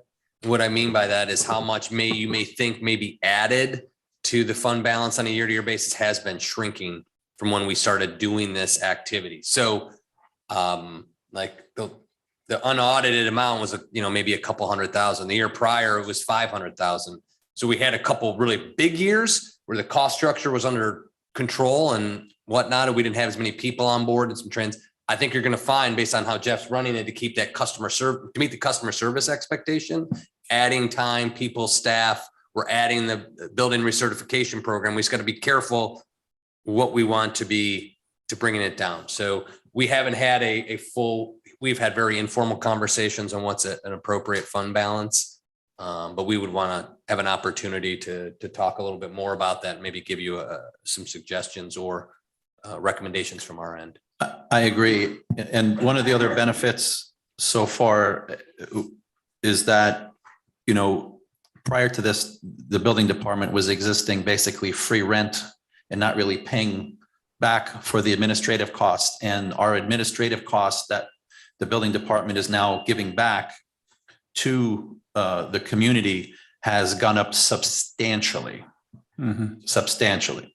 So Yeah, you got to pay your share. this whole thing is kind of circled back to the main issues to me is, look, we have a unique situation in the marketplace. Forget about what people got in the past. That's irrelevant and immaterial to the fact that today things have dramatically changed in the marketplace and we're trying to basically offer a gesture of goodwill to them. Now, at the same time, we're doing a temporary discount, hopefully, or whatever, if we agree, that will end in a few months. And during that time, I assume that, Jeff, you're going to be working with the town manager to come up with a plan after that for whatever the permit pricing should be and with a recommendation on a funding balance.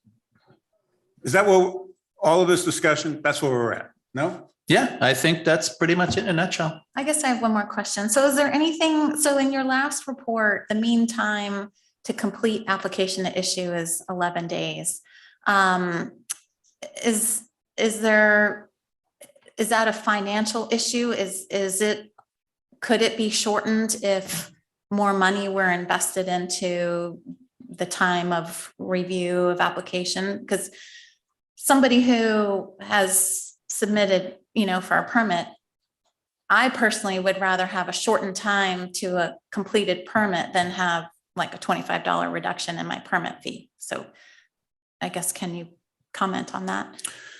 Well, the biggest holdup with issuing a permit is getting a response from the contractors and getting them to get back with us after we say, hey, you didn't sign this, you didn't get this notarized, you completely forgot to submit this page, you didn't sign the construction site management handbook.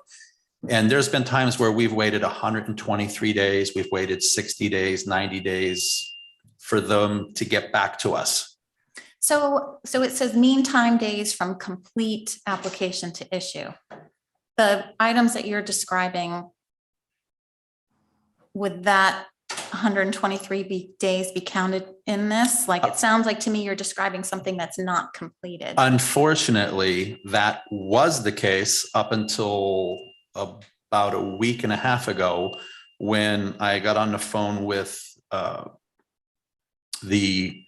SmartGov and was able to utilize another component that they have available called stop clocks. So now I've implemented stop clocks. So you still have from the time that they submitted until the time that it was issued, but now we separate the time waiting for them and waiting for us. And now that we've gone back and done that, we can clearly see where the problem lies. 100% of the time. We're waiting on 99.9% of the time because we are fallible. So we've implemented stop clocks now, and that has changed even those numbers tremendously. So it's no longer going to be 11. Future reports will be. No, they're going to be a lot less than that even. We're way below anyone else really in the industry, any other town, unless they're just rubber stamping stuff and getting it out just because, they just want to get it off their desk. We're actually doing a good review. We have a brand new home going in, and I send it out to a structural engineer at CAP to go ahead and review it. And he gave us feedback. So we're doing really good work for the good of the community to make sure that what was submitted, is peer reviewed on the structurals at the very least. So a discount in the fees is not going to lengthen the time to permit issue, No, and there is no, no not at all. additional amount of investment that can be done to shorten the time. No, not at all. Okay. We'll just be coming here for a budget amendment at some point for, if there's a change, but I'm just going to continue to, to do what we need to do to serve the community. And if we have to come back for a budget amendment because our expenditures are higher than anticipated because of the increased amount, then we'll come back for that. It's not a big deal. And we'll take it from the reserve because there's money in there for it. And can you just describe the functionally, how do you actually, how would you implement this 10% discount? Like how does that actually work versus if you were to actually just reduce the rates? Like just explain to me like what actually happens when you apply this. So it gets a little complicated because the permit fees determine the amount of surcharges that have to go to the state. So to implement just a discount is going to be more difficult because the ball keeps rolling with permit fees. They might pay, then they put in for a revision. Maybe they have a failed inspection or, something else happened that gets added in there. Every time that we add something to that permit as a fee, we then have to recalculate everything all over again. So it is my preference that we just roll back the rates 5%, 10%, whatever it is that you decide, we just roll those rates back. So if And- we were to do like a 10%, like how would you even do that? How would you even, if we were to implement the concept that has been being discussed right now, how would you even do that? Well, I just roll everything back 10%. I just have to go through every single fee code one at a time and have to roll them all back 10%. Now, does that include the minimum permit fee? Because we have some small minimum permits where we kind of lose money by the time we pay cap. So do you want to just roll back the component that's the $25 per thousand and the 20 per thousand, or do you want to just, you want to roll back everything? So it's up to you on what you want, but it's my preference to just have a new fee schedule because it's easier to show someone a fee schedule than I don't like being in government and using the word discount. Might I jump in? Yeah. What percentage of our fee revenue is coming from the 25 and the 20 per thousand, or the 2% and 2.5% per thousand?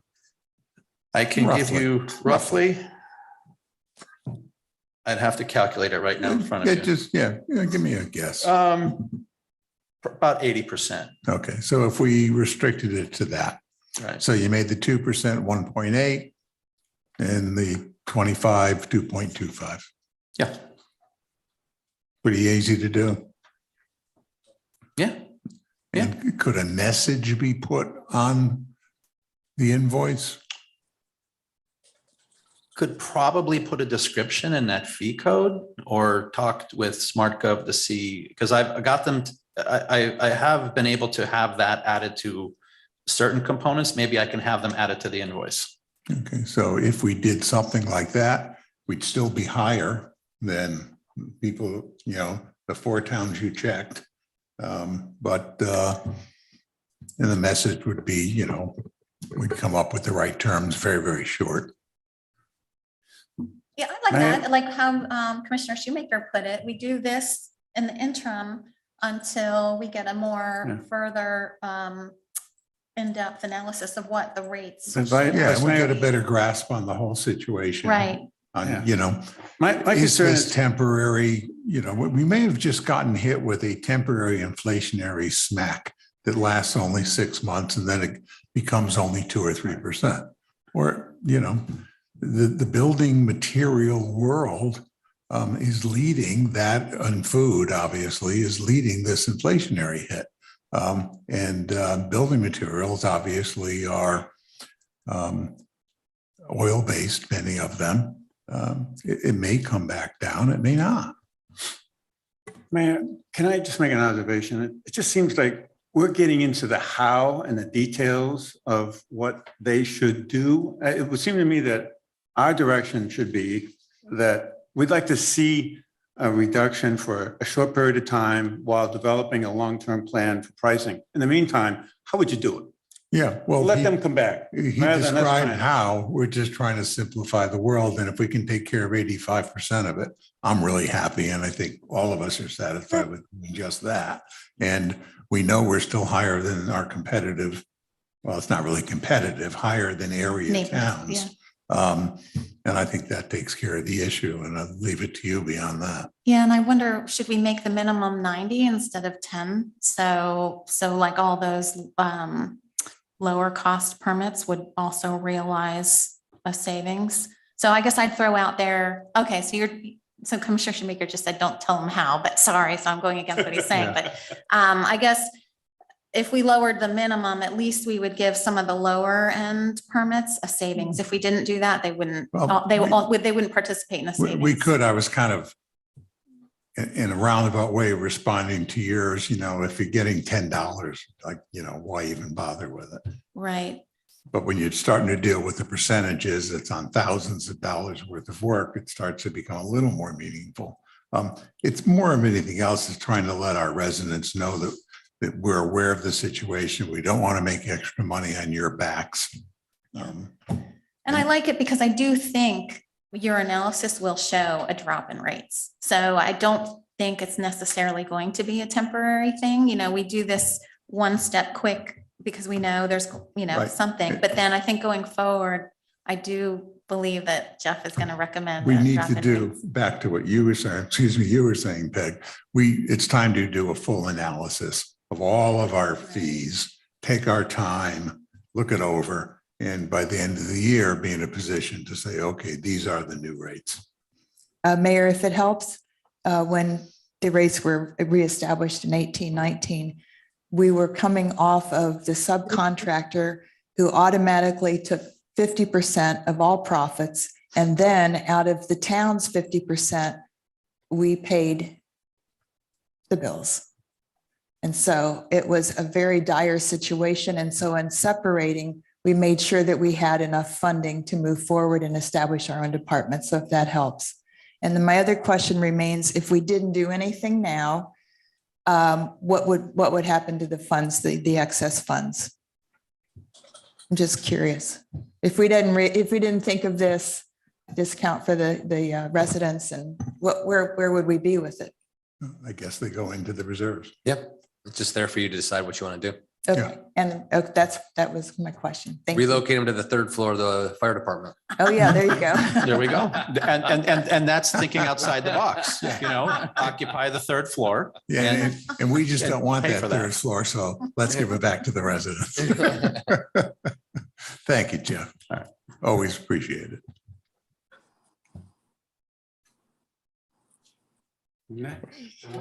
Are we, We'll come back with the resolution proposal at your next meeting. okay, are we done? Okay, let's move on.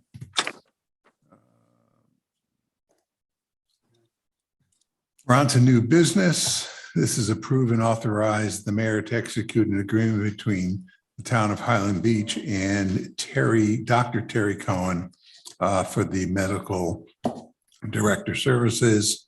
The contract was in your packet. Instead of going through each and everybody, does anybody have any questions or comments on the contract? It was pretty straightforward. One Anybody? quick question is just, I'm just wanting to clear up why we're bringing them on now. I believe it's mandatory for us to continue moving forward on the fire. Is that right? Yeah, because. Just want I to can answer reiterate it, that for the because public. He needs to go through the protocols and approve them, et cetera, et cetera. Great, That's why. thank you. And he gets paid, as you saw, an hourly rate. So Yes. not going to cost us much for now. Thank Same you. answer for Janelle Palmer. Okay. Let's do them both at the same time then. Same thing as approve and authorize the mayor to execute an agreement between the town of Highland Beach and Janelle Palmer for the assistant medical director services. That contract was also in there. Obviously, the basic difference is he doesn't get paid as much, but his hourly rate is the same. Anybody have any questions or comments on that one? And you don't need a motion on that, right? I need a motion to approve it. You can approve both. So I'd like to entertain a motion to approve them both. I move we approve items 11A and B. Is there a second? Second. All in favor? Aye. Aye. Okay, move on to item 11C. Approve and authorize the mayor to execute an agreement between the town of Highland Beach and Pace Branding and Marketing for ongoing marketing services. My compliments to Marshall. This is a much improved contract. Thank you for doing the work. Anybody have any comments on this one? It can be found on page 125. Open for comments if anybody has anything they want to bring up on it. Just a Peg, I saw you typo. reaching. No, it's okay. Go ahead. No? Okay. There was a typo on the top of page 125, the first paragraph. Like the last two lines, Pace Branding and Marketing, a foreign profit corporation. I think you meant to say a for-profit Yep. corporation. Yeah, right. That's funny. Actually, no, it's not a US-based company. Is it not? Is it No. truly a foreign? Yes, I looked it up on Sunbiz. It's not United States based. But it could just be for profit.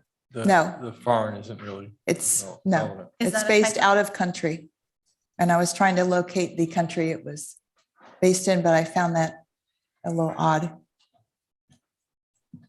Maybe you could look into that, see what that should Yeah, be. we can look into that, but again. Just for the- wondering. For contract purposes, it's a for-profit as opposed to a not-for-profit. That's what I thought it corporation. should be. It's a profit foreign country. It is not US based.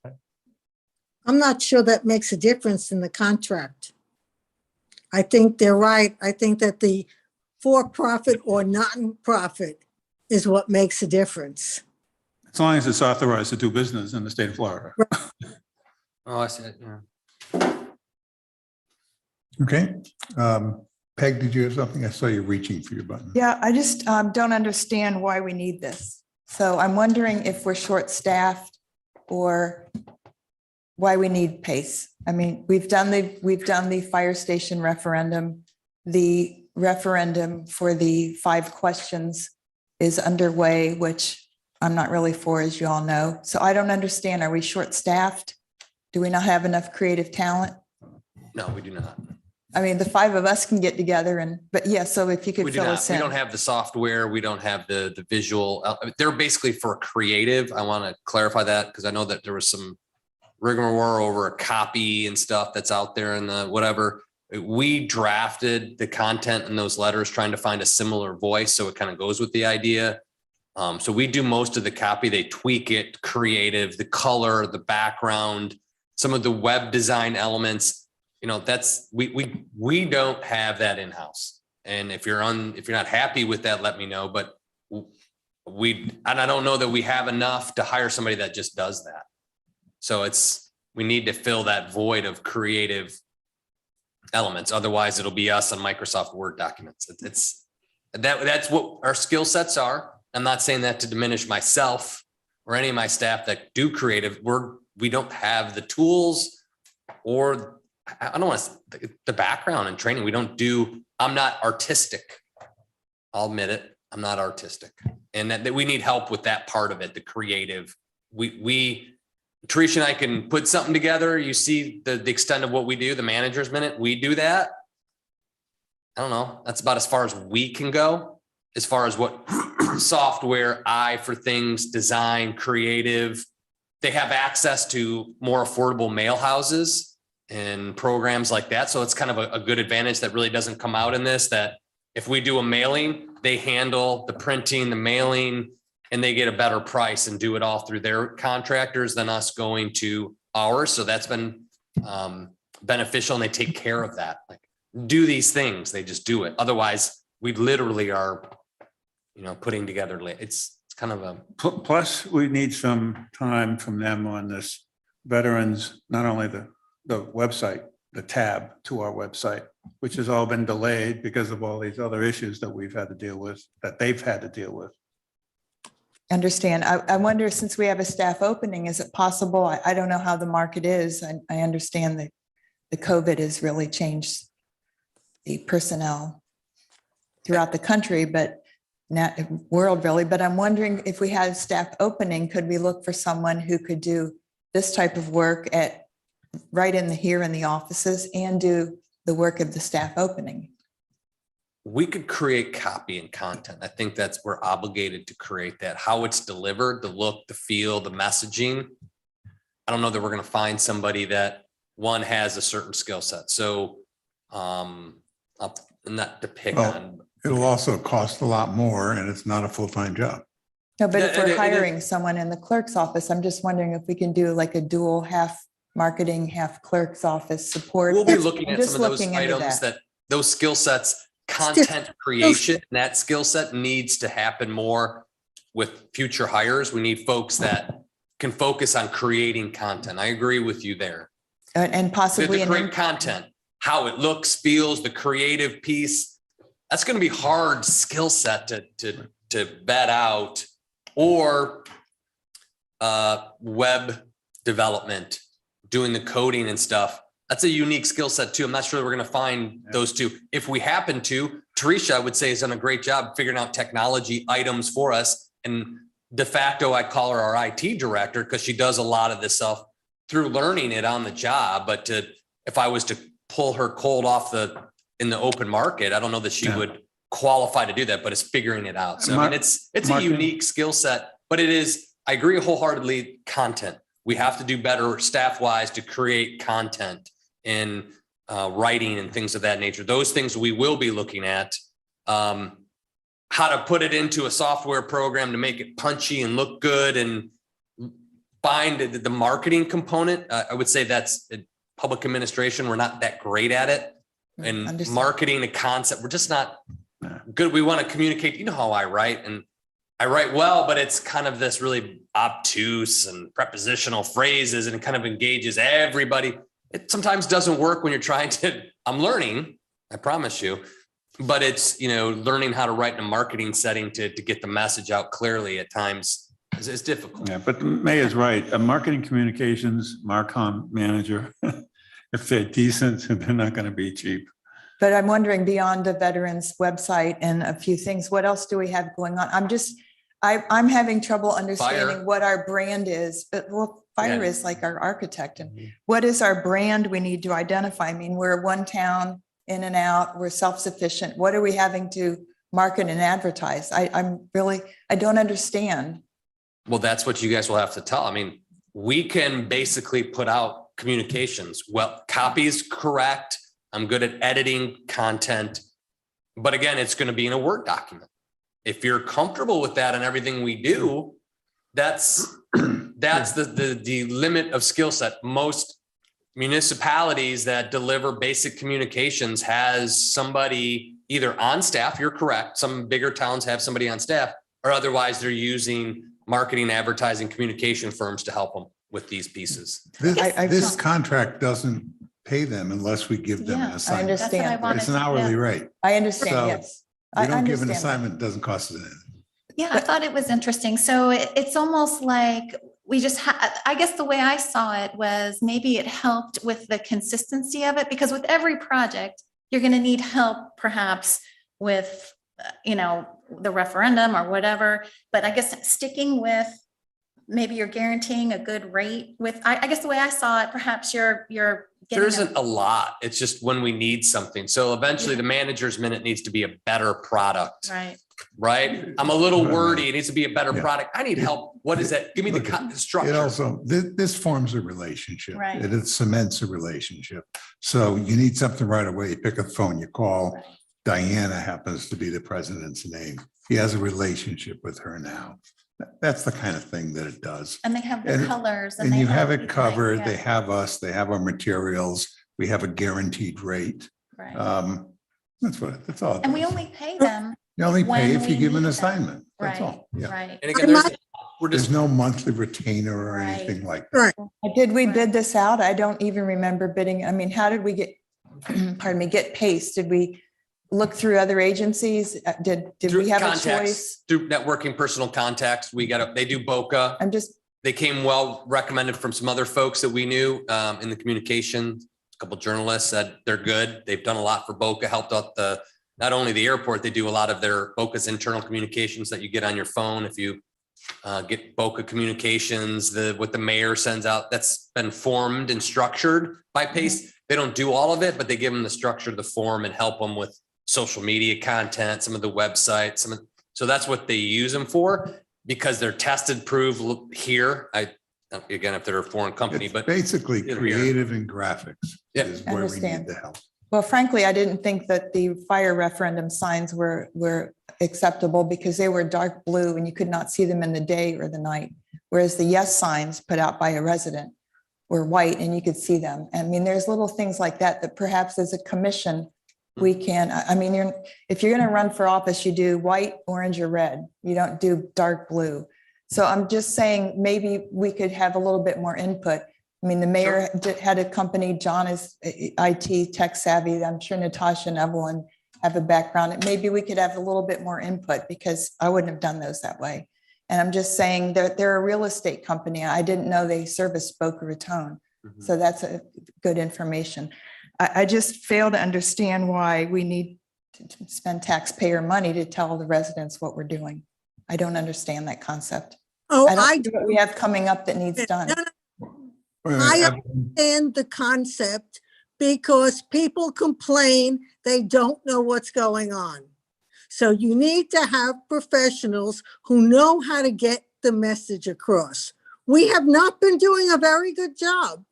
And to be fair to our current employees, I don't see any of them sitting around and twiddling their thumbs. To give them another workload makes no sense to me. You can't overwork people and expect to get a good product out of them.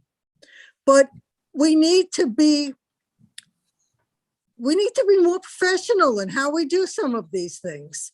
And this only comes into play if there's an issue that we need help with. Otherwise, we don't. And why would we want to put off doing anything until we could get a contract approved each time there's some little thing comes up? Because that then puts your timetables back at least a month. So that makes no sense to me either. It's just setting an hourly rate. If we use it, okay. If we don't, that's fine too. It saves time and it saves money in the long run because they're saving money for us because of their contacts with mailing companies, rather than us having people sitting there and stuffing envelopes, which is not the best use of their time. Mayor, do you think we could write in, I'm sorry, you finished, Commissioner? Yeah. Thank you, Mayor. Could we perhaps consider a cap on the fees or some kind of editorial control? I didn't really see that we have, first right of refusal or editorial control by Marshall or the commission. I would just be more comfortable. This is like an open-ended contract. And I don't see a dire need for it. It's not like we've already undertaken the two biggies, the fire rescue and the 5 questions. I'm not sure what you're asking. Ask Well, it again. I don't really see. I'm not following you. Sure, we have the dollar amount, 130 an hour, but there's no cap on that. And I don't see any kind of a, let me see if I can. find Yeah, it. so to address part of that, I think if Yes. you look, there's a task order. We have to give them a written directive to do work. So they're not just going to do work or go aimlessly on work. We have to authorize them to do it. And we would negotiate and set a budget with them to do said tasks after we ask them, what is it that we want them to do? So if it's, I'll just use, because John brought it up, work on the veterans website. So if they said it's going to be, 45 hours of staff time, a little bit of this creative, we agree to, it's going to cost X, say $7,500. Well, that's the control. And then they have to give us work products to test through whatever it is. So that's the control points. They have to be given a task order, similar to our engineering firms. It's a task order. I have to tell them exactly what to do before they do it, and then set those parameters, delivery dates, and the cost. Is that what you were referring to? A little bit, yes. But I just, other than the veterans website, I'm just not seeing a stack of items we need to. So I'm gonna jump off the cliff a little bit Okay, here go since for we're running a little It late. just So I'll just keep there's going. something bother me about this. It's I just get not- I think it's the editorial control. So Yeah. on the letters, that's gonna be difficult. And I think, I see where you're coming at it, from that. And I think we're gonna have to figure that out moving forward, that we have, with the commission and myself, we have 6, I would say, somewhat unique writing styles. We truly do. Sometimes that can be good. Other times when you're trying to send a consistent message, it can't. Creative is, I'm learning this, so I'm gonna leave this to you all. Creative sometimes is in the eye, beauty's in the eye of the beholder, right? You would think it looks good this way. I think it looks good this way. The mayor thinks it looks good this way. John likes it this way. Natasha likes it this way, and everyone likes it that way. I'm in a tough spot. One, if it's, stylistically, then it's going to be the language and voice at which that's a tough. There's been a little bit of a learning with these letters that, we do have vastly different writing styles. I don't want to say vastly different, but we have unique writing styles, so editorial control is going to be a challenge, but that's something maybe we need to recognize amongst ourselves as we move forward on future assignments, what that looks like. I want to relay the information that I did a little bit more research. If, for example, we produce a letter, document, anything, and it does not meet what I consider or what a court would consider following the Florida state statutes, that referendum and everything that went with it can be deemed unlawful and all the work is out the window. So I would like to reiterate that I feel like we need a little bit better control over the editorial from a common sense angle, from the 5 of us, if we want to coordinate our writing styles or not, and from a legal perspective. I don't want to put all of our work into something and having it taken away because someone says, well, I don't think that followed the law. So I think we have to be aware of these things. Is we just can't write whatever we want. We're a government entity. We have to answer, and we're using taxpayer money. And the first thing that ends a fine commission is, oh, you wasted taxpayer money. And that's where I'm coming from. And so I would like to see a little bit better control in that contract to proceed forward on behalf of all the residents and my fellow commissioners. We have to do the right thing and be clear and not look cheesy like we're selling a brand of Highland Beach. Doesn't need sold, it sells itself. So I think what you're asking is that even though this is a task order oriented agreement that says you only get paid if we agree that you do a certain amount of work, and when you do that work, we have to approve it before it goes out. The point is that they're coordinating not only content and messaging and style and the campaign, if it's necessary, but that at every point we control it. They're just doing the work using everything from graphical design to the messaging, consistency across all. Well, again, we control all of that, and we stop at any time that we don't like it. And certainly there's a concern about making sure we're not doing anything illegal and all of that. But this is, to me, this is just an agreement that allows us to have a conversation, to be able to go forward, to do some work, and then we can assess that work as we go forward. Now, you might say, did you like some of the work that was done during the referendum? And did we convey the messages appropriately? Did we get the right design and so forth? It worked. In the end, it worked. Now, there are some out there who have a problem with spending money with a marketing communications. Typically, in my experience, since I've been a vice president of marketing, I've been a vice president of sales and marketing. I've had marketing communications managers working for me. Typically, they are disrespected by engineers and techies because what the heck, we need just to do what we need to do, and they'll come and buy it anyway. There isn't this whole world of how you message and how you communicate and how you present yourself to the community. It's unimportant or it's trivial. Come on, it's nonsense. And that's a whole discipline that frankly is that marks the difference between a lot of successful companies and companies that are walking dead. I'm just looking for on page 125, item B, task orders. I am looking for stronger language that provides the town manager and the commission with oversight, and that we are not, say, expensed for $130 an hour every time we say, well, this isn't quite right. I'm looking for a little bit better of the language here. I understand we're short-staffed. I understand we're taking on so darn much with our town. We're all working hard. All of us are doing more than our fair share. But I don't feel we have a strong oversight on the copy, the editorial control, and even the layout and design. I'd like to see that here. I don't see it under the task order. I'd like to have a stronger control by Marshall specifically and the commission at a second level. Do you feel you need more control? I don't know if I need it in the contract, but I if do. if that's what we're hearing, then I need to bring it to you every time they create something that the commission approved the And now we're creative. micromanaging you. But how much That's are what it's we gonna come to producing? though. Yeah. That's what it comes to, is that if you're asking for that, I have to bring everything to the commission, which is, if that's what you want, I have no problem that Commissioner Shoemaker, it may look like micromanaging, but I can't decipher the stylistic. That's the hard part of this. Each of you will have a different look and feel. I could give you the same product and you're going to change it all to different And things. I'm from the No, but it school of says- what versus how. You know, we have to decide as a commission what to do, and you need to decide how to get it done. And then you can present it to us. If it's unreasonable, and we don't like something, I am sure that this commission will be all over you if it's Yeah, unsatisfactory. But to micromanage every little project you do for $130 an hour and whatever, I think that's probably going. Well, too I'm just far. saying that I don't know that unless Glenn's got a clever language insert that the control does reside with us in this contract.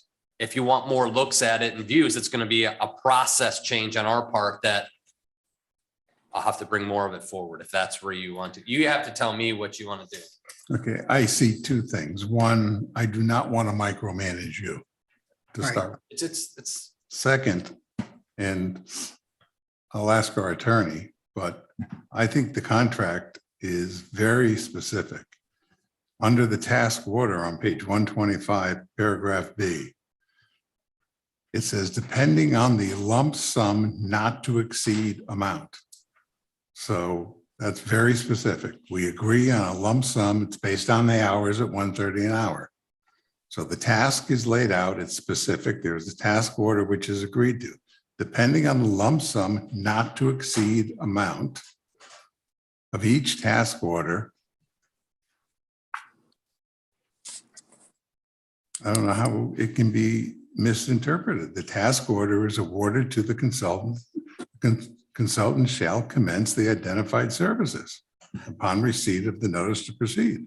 It's a not to exceed amount. So we don't have a problem that they're going to run over in hours. And you can We've stop it agreed at on any the time. task, and we've agreed on the hours make up the not to exceed amount. Yeah, I think the contract, I think it's the editorial controls what I'm hearing, and I don't Yes. know that you get it in the contract because the contractor is going to rely on me to make sure that I give them a thumbs up, thumbs down at some point on the products.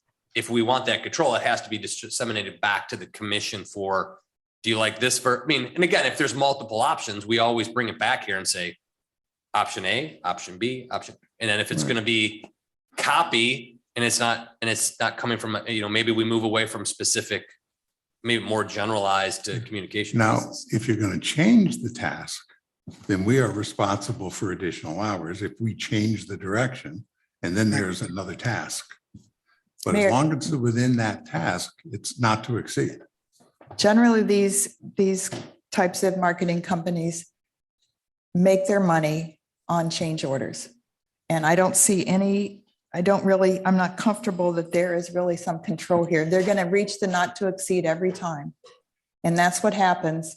I've done marketing in many countries and I don't see a stopgap. I don't see a not to exceed. I don't see it. They're going to say, okay, we're not going to exceed $5,000. They're going to get to the 5,000 every time. The purchasing Peggy, policy we have. I owned and operated a marketing and advertising I company. understand. I don't see it in the contract. I would not have signed this for my company because it's too tight. Otherwise, And you it have to go to says- fixed price. It says not to exceed. I would never have signed this. That's how tight this is. But again, on the change order provisions we have in the purchase. So again, I remember saying some stuff this morning that there's behind just this contract is our purchasing policy.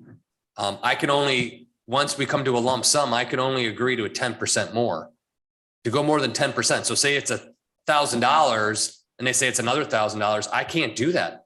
I just, even if it's at that low of an amount, because I can only change the contract amount by 10%. So the work doesn't happen then. Anything over 10% requires commission approval to go over 10% of an agreed upon task order. Now, a task order control could only be, I could control it up to a task up to 25,000, which is a unique task. Anything over 25,000 comes to the commission. So, I mean, we still have, the purchasing policy still is in play for cost amounts. So this is a professional services agreement task order. I could do a contract or a task order up to 25. Anything over that requires commission. I can only do a change order up to 10%.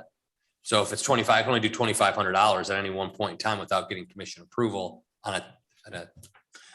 If I could, on page 137, which is the task order form, hopefully that gives you the level of control you're looking for, because every task order, if it's within Marshall's authority, he would be executing it. If it's beyond his authority, it comes to the commission.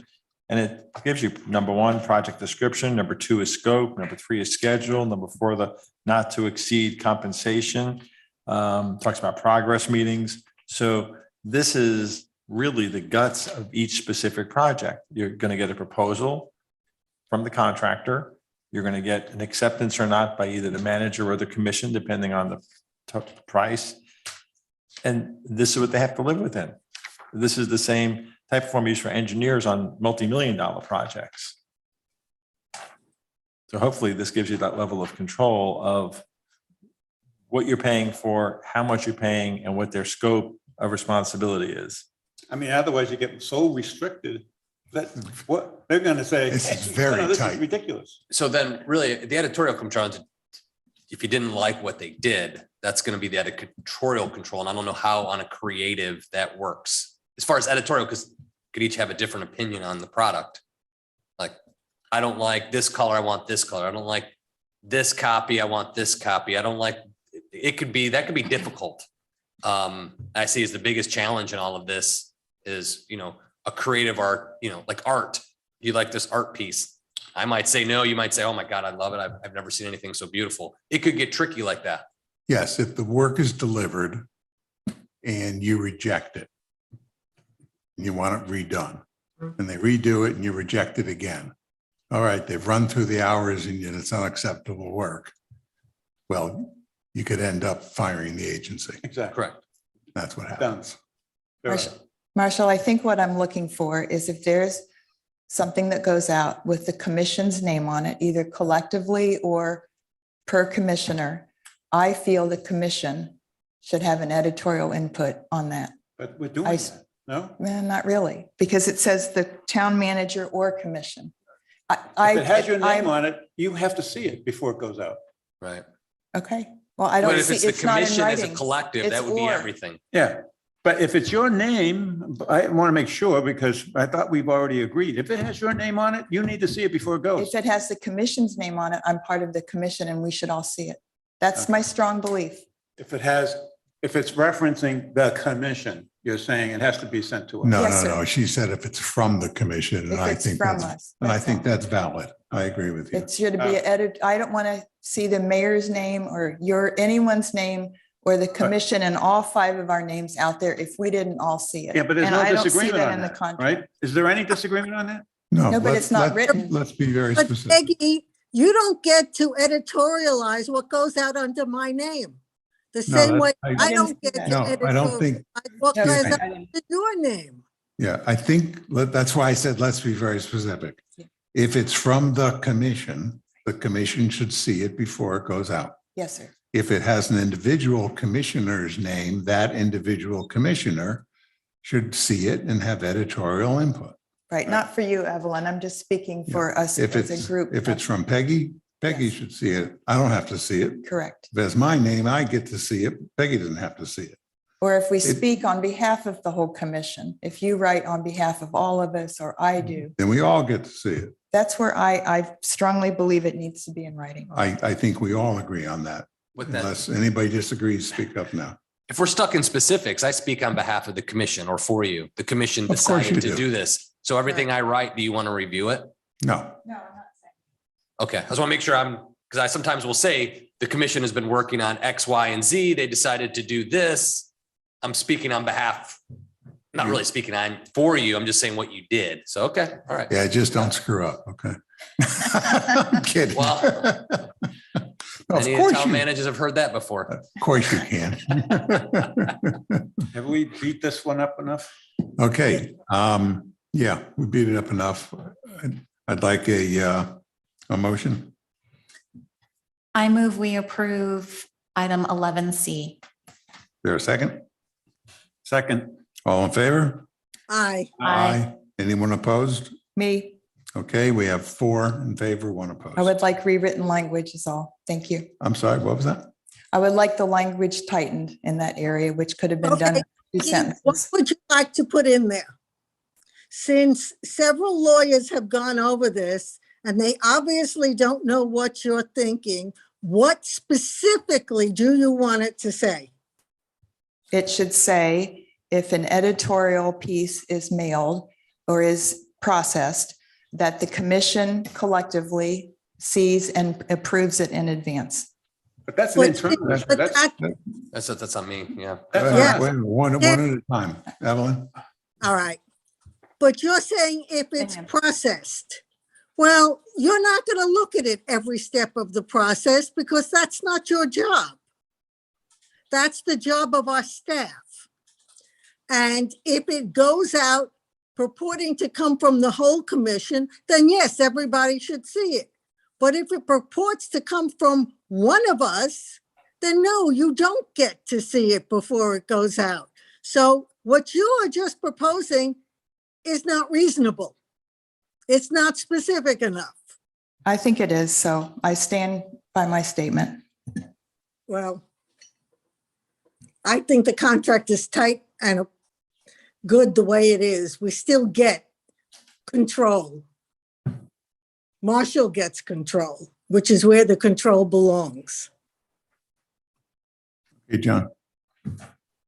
You were going to say something. I was just going to say that what you're talking about, Peggy, is an internal commission town process practice. This is not something that we're allowing the marketing agency to decide or to even give input to. It's what we've asked him to coordinate the production of this. Now, if we don't like the production, then we can fix it, right? We can stop it. We can end the relationship, whatever. But my goodness, I think your concern is that somehow your name associated with this commission is going to be used in a wrong way that could come back to hurt us. We have a commission, we have a town manager, and we are contracting work to be done at our approval. I mean, on a task order that is as restrictive as you can make it, that is limited on an hourly basis, on a not to exceed. We don't want to get into a fixed price kind of approach. And I think we're protected. Otherwise, I think we're just showing that we can't trust anything. That's my feelings. Okay, let's move on. Item D is the beach sand depletion. And Peggy, this one's all yours. Yes, this will be brief because we've been so busy with fire contract and PACE and everything else. The story appeared, I think, 10 days ago about in the Palm Beach Post. Okay, oh, that- excuse me, that's on page 140 for everybody. Yes, thank you. That in fact, there were 3 towns in our area, of which we are one, which have a fairly severe problem with beach sand. And I found it interesting that both Delray Beach and Boca Raton do not. And this goes back to a year and a half ago of the controversies we had with dredging sand off of our shores. And we all jumped on that and we worked it out. Our state senator and our state representative, especially Mr. Caruso, actually sent letters to national and statewide leaders and the governor saying we do not wish to have our sand excavated further. And so I just thought that this shows that there may be very many reasons that our beaches are in trouble, but the dredging could be one of them. And I want the people of the town to know that we're still watching and considering what's going on with the beach while we still undertake all of these other projects. And if something comes up, if someone sees a dredging operation, if Mr. Laverty, I believe, is in touch with both neighboring towns, just to stay on it so that we don't suffer any further damage from dredging. And that's it. But I wanted to provide the story to the public to see that we are staying on top of it. Great. Thank you. Can I comment just quickly? Oh, yeah, sure, sure. I thought this article, Commissioner Pastor Simon, was excellent. I read it twice. I underlined it. I mean, I went through it in detail because I thought it was very good. I do have one question for Marshall on this. In the center column, last paragraph, the partnership includes the municipalities of Lake Worth Beach, Lantana, Ocean Ridge, Boynton Beach, Highland Beach, Boca, I guess, and Delray. Who is working this from Highland Beach? In terms of this partnership. So, well, the mayor went to the mayor's group, but then Ingrid sits on it as our representative with the Coastal Resiliency Partnership. They came and gave that presentation to you. I believe we're pretty close, if not with some final products where they basically looked at our vulnerabilities. Shoreline erosion is our vulnerability.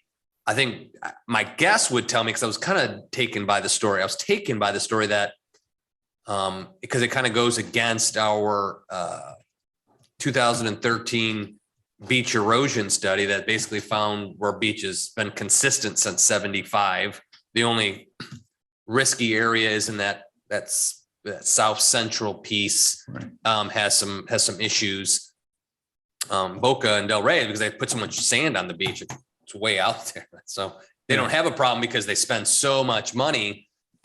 Again, you could say taking some of the sand from the borrow pits that lie in front of Highland Beach, but they just pump out their beach so far. And we don't do any really big augmentations. All right, so Ingrid, Yeah, so kind of I put a note in here. I'm gonna dig in and make sure you guys have the latest and greatest from the Coastal Resiliency Partners. You guys deserve that, so because we paid to be into it. Let me make sure you get the latest and greatest. And the reason why I mentioned it also, again, being I'm very glad you brought it up. It does relate to, I think, an open issue for this commission, which is to address the whole issue with beaches and the dune, protection of the dune, which I think really is a priority that we need to get.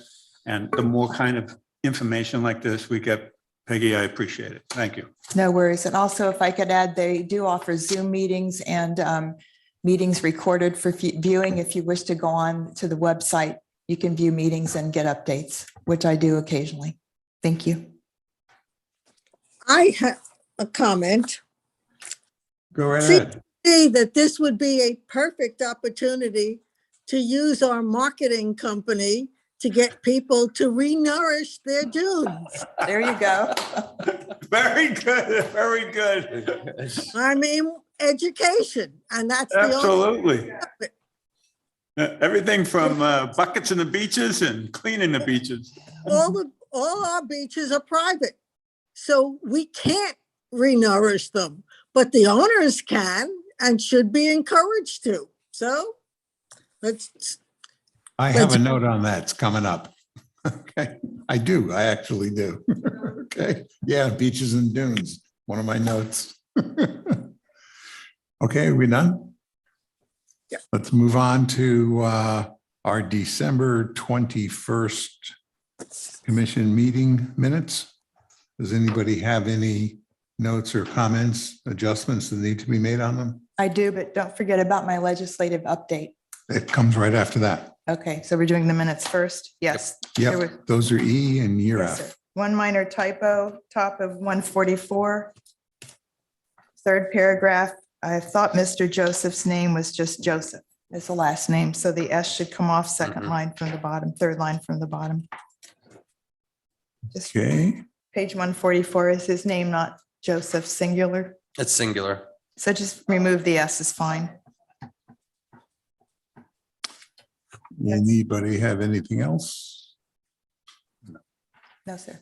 Nope, need a motion to accept with that one adjustment? I move we accept the minutes as amended. I second them. All in favor? Aye. Thank you. Peg, now it's back to you for the Tallahassee update. Sure. I'll be brief because this is an ongoing process, but the good news is are three bills, the fire and rescue, most notably and most needed, and the swale and the crosswalks were combined in one presentation, but they were all on the agenda for the committees and the subcommittees today. This is the second week of the legislative session, and we have never been heard this early. So I was texted on Friday that this was occurring, and this is a good moniker of what may be coming. Last week, Marshall Labadie got around and met a lot of the people from the county. The commissioners were there, and Virginia Baker, I thanked her profusely for her support of our fire rescue. She had heard all about our 89% vote. And I actually rode up in the elevator with some gentlemen who were from the county fire, and they didn't have lunch tickets. So we got them in, but they were all suited up in their extravagant decor, so that was no problem. And some of them were some key people that who Marshall had been dealing with. So I actually ended up visiting 4 senators. We had our bill for the fire and rescue sponsored in the Senate by Jennifer Bradley of St. Augustine, who's got an expertise in this area. And then Senator Tina Polsky sponsored on the Senate side our 2 approps for the swales and the crosswalk lighting. And everyone agreed amongst those people that we should put forth both of those bills again, because it being the 3rd year, three times is a charm. And then I drafted on Thursday handwritten letters at the suggestion of key people to the chairs who are hearing our bills today, copied with Representative Caruso's typed letters. And those went out. I hand delivered them to the desks of the chairpersons hearing these bills today. Teresa and I are both tracking them, and we'll keep you updated. But we've got $1.61 million worth of approps up there, and I think this is our year. Very hopeful.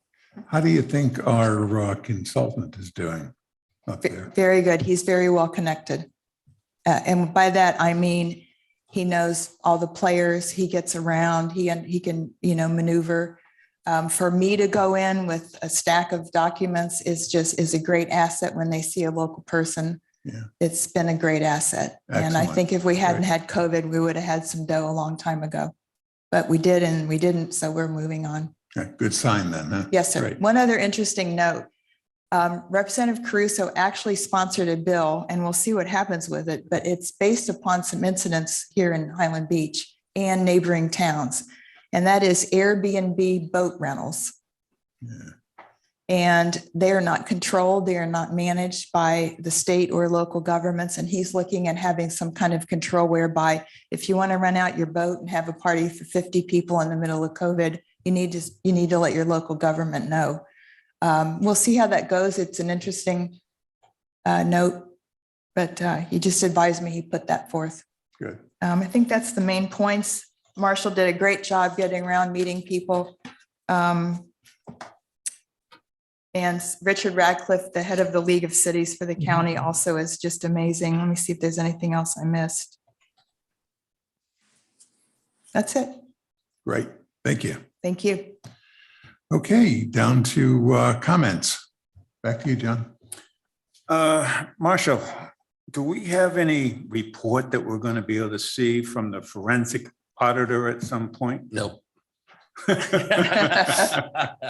Yes, I got to look at the contract then. I got to figure out if we could tighten it up. Yeah, I'm meeting with him tomorrow. I think we're going to do a little brainstorming to see where his preliminary findings and the like are. So we'll see. I'm meeting with Bob to see what he has to say, what he's finding. Again, without any great details, we don't know. Glenn and I are meeting with Delray and their legal team to go over some contract issues that have been identified that we all kind of assumed were happening, mostly with in-rank personnel. So we're going to have that conversation with their legal team. I think it's next week. We're going to kind of go over that and see what they have to say and because basically we're opposed. They don't believe it's in rank. They believe they get to charge us actuals on personnel. We don't. So that's that's basically it. So we're gonna go and meet with them and say that we disagree. I don't know where it goes, but just to have that conversation with him, to keep that dialogue open. And then, but again, Bob's still looking, again, back to the forensic accounting, he's still looking at what those numbers are, which that revelation that they believe and have been, from what I see, since 16, charging us actuals, which is contrary to what I read the contract as Glenn had written and signed it. We got problems that we got to figure out what to do with Delray. And even, I don't want to get into a lot of it, but we got a problem, and he's,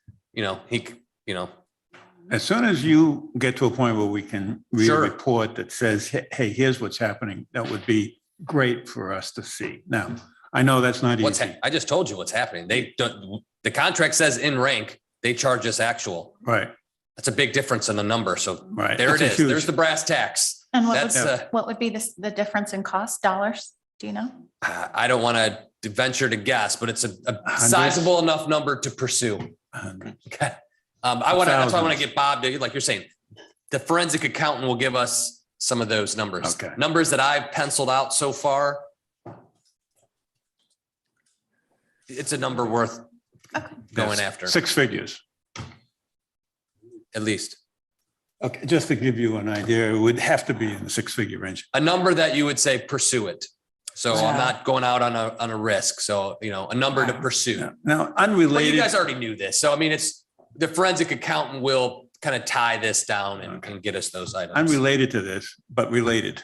Yeah. Delray's having all kinds of problems. I mean, it's unbelievable when you read what's going on in the newspapers, everything from their legal woes, the judges finding on their past town managers, the whole thing with their water problems. Thank goodness, and for our community, it's great that we have a water plant that operates. Well, I didn't realize they've been getting water from Boca for weeks because of their problems with their plant.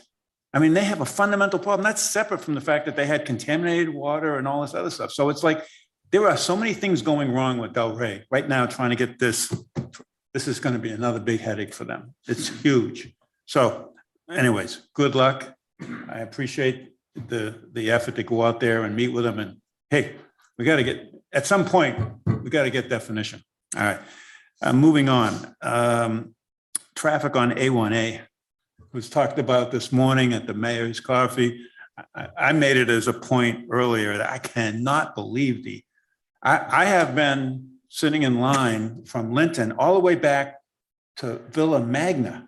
Really? I never Yeah, noticed yeah. that. Oh, really? I mean, at what point does it become, what can we ask FDOT to do? I don't know. It's a mess. It's called in season Well, I don't know. and the construction, But in 16 years, I've never seen it this bad. but it's the construction that's making it the worst. And then when you go north, you'll run into it as well. Where else would Anyways. you rather be? Island Beach. Stuck in the traffic, right. Island Beach. All right, well, the mayor's coffee this morning, some of you weren't there. I thought it went very well. I thought the mayor did a great job. I think, however, I've been told that we're going to have some problems with at least 4 of the questions.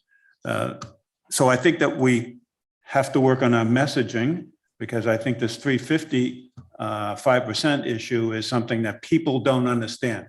Literally, they don't get it. They don't understand it. And I think, we have to do a better job at marketing communications to explain what it means and why. I think that was the single most important issue that came up. But I felt in the messaging and in trying to summarize what the mayor had said, we're trying to build trust. And 3 people mentioned trust was a key word that I used. We're trying to build trust. We're trying to provide transparency for what we're doing. We have teamwork, which hasn't been seen in the past. And we're focused on trying to take action. Now, what I didn't say but should say is action with common sense, right? Because a lot of things seem crazy in this world, but using common sense. anyways, I think these are the kinds of things that the community needs to hear more of. Our communication as to what's happening in the town is not being communicated to at least some of those who showed up this morning. They just don't get it, or they don't understand it. And especially when a good thing happens, they'd like to know more about what the good things are. Last thing I would mention is the boating accidents. Obviously very tragic. We've very timely decision to get the Marine unit with police. There seems to be a lot of interest in having that presence on the intercoastal. It's unbelievable that, two people have already passed with these accidents. And I'd hate to think that, it's going to continue, but the traffic on A1A is ridiculous. It's just as bad and increased on the intercoastal. So that's a continuing problem. I could go on, but that's it. Thank you very much. Just out of curiosity, the woman and the man, both that unfortunately got killed, do you know where they're from?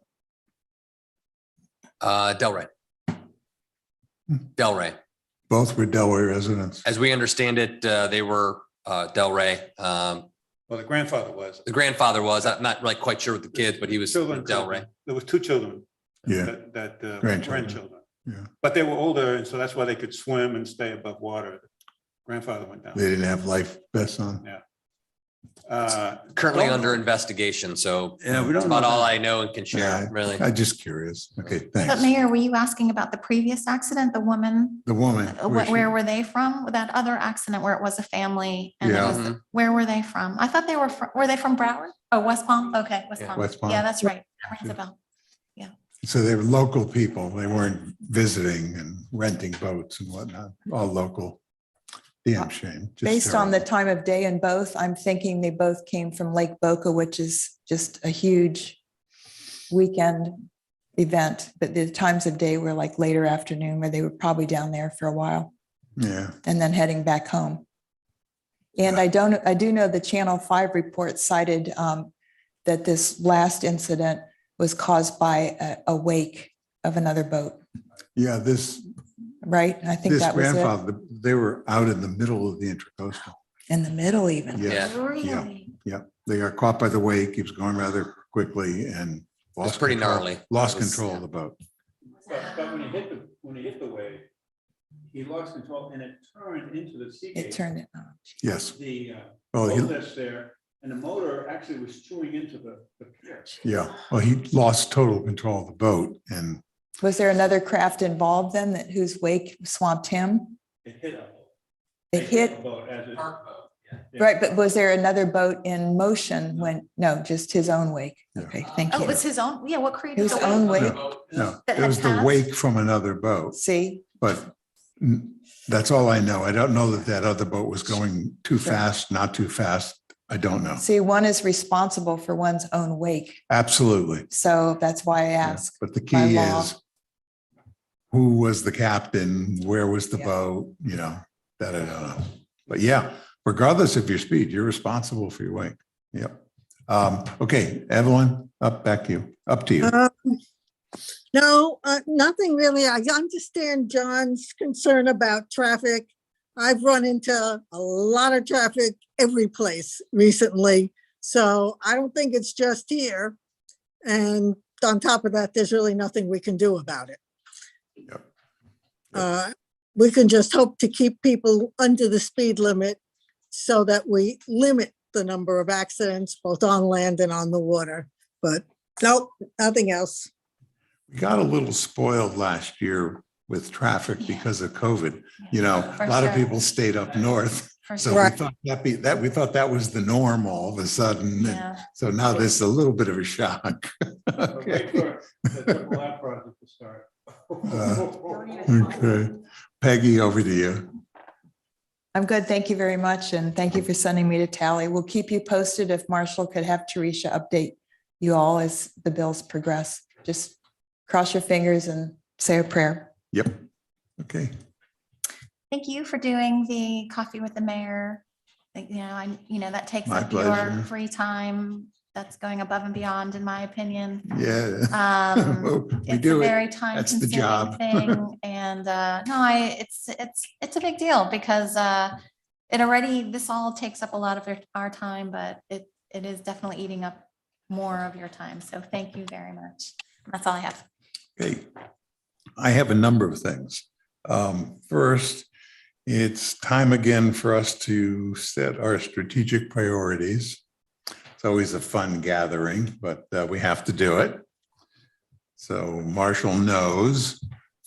So whenever you're ready, Marshall, we need to schedule. Teresa will reach out. We'll probably do a special meeting and Okay, just it's a special meeting. special just meeting. I'll that reach out to subject. everybody, get the right time that works and sit down and we just focus on strategic plan, where we're at, where we want to go, what we Yep. want to add, take off.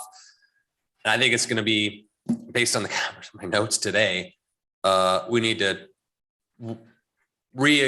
commit ourselves to the strategic priority that, we got to stay focused on the top priorities and do everything we can to avoid going after the others all at the same time. It's becoming a little bit daunting at times. So, Yes. and that's on me, it's on the commission, it's on the community. We got to remember, we're going to strategically plan what we need to tackle moving forward and stay focused on that. So, Yeah. So it's fire, then it's fire, and then it's fire. And then it's rescue. Then it's rescue. There you go. Okay. I think I'd like you to add to the list, we'll figure out where to put it, is seawalls. We've chatted about seawalls, talked about rising tides, talked about climate, blah, blah, blah. But the seawall height is really what the subject is. Right now we have a 6-foot requirement when you are redoing seawalls. We need to decide, do we want to stay with that? Do we want to go to 7 foot? Do we want to set a time frame where everybody has to go to 6 foot, regardless of the condition of your seawall or not? That's a big do if we decided to do that. If we did, it's over what time frame? So we have a lot of thinking to do about it. We have a lot to learn about it. We need to learn about what Fort Lauderdale did, what's Miami doing. It's a very big subject. Yeah, sure, jump in. If I could jump in on your statement there, I'll bring this up, it's a little premature, but the legislature is considering a law whereby our local ordinances would have to be approved by the state. Very interesting. Very right, but I hadn't brought these up because we're not sure how they're moving in the next 2 weeks. I'll have a big update and one sooner Marshall can send out to you. But if that's the case, then we might want to take our priorities of whatever we feel are urgent ordinances and move them quickly. Now, every now and then the legislature has applied laws retroactively, but so it's possible, but nonetheless, we may need to move ahead on them, read an ordinance, There you seawall go. and so forth. That would put it So at a thank you different for letting spot me- on our list. Yes, sir. wouldn't it? So just Okay. wanted to let you know, and thank you for letting me jump in. So that's a huge subject. Obviously, it has major financial ramifications for our owners, and it's for all owners, because one way or another, everybody touches a seawall, whether they're a house or a condo. So big subject. Beaches and dunes. The environmental board made a presentation to us a couple of months ago, and we made a commitment back to them that we would bring it up first quarter. I think I might have said January. Well, that's gone. But we need to put that on our list, our priority list. I think we need to put it a little bit on the higher portion of the list and bring them back in and chat with them about it and put some kind of a program together. I believe, as Evelyn said, it's an educational program for the beach owners. And it's basically dunes. So I think that's something we need to chat about. The other thing is, I think we're overdue for bringing Greg Babbage back to, you got it? we got it. It's coming. It's coming. Promise you, it's coming. Okay, so we need to get him on the agenda. We will. Next, it's going to happen one of the next 2 meetings. We're just waiting on our consultant to do an opinion piece on the accessory structures, and Greg will write his little thing and we'll bring it to you. Okay, that's great. Yep. Okay, those are the things that I have. Turn it over to you, Glenn. Still nothing. Okay. All yours, Marshall. Okay, so we'll reach out strategic planning. Again, we'll set a special meeting, sit down and just talk about that, reorganize our thoughts, make it a little more interactive workshop. And then once you get all your notes, I'll bring back a product for review.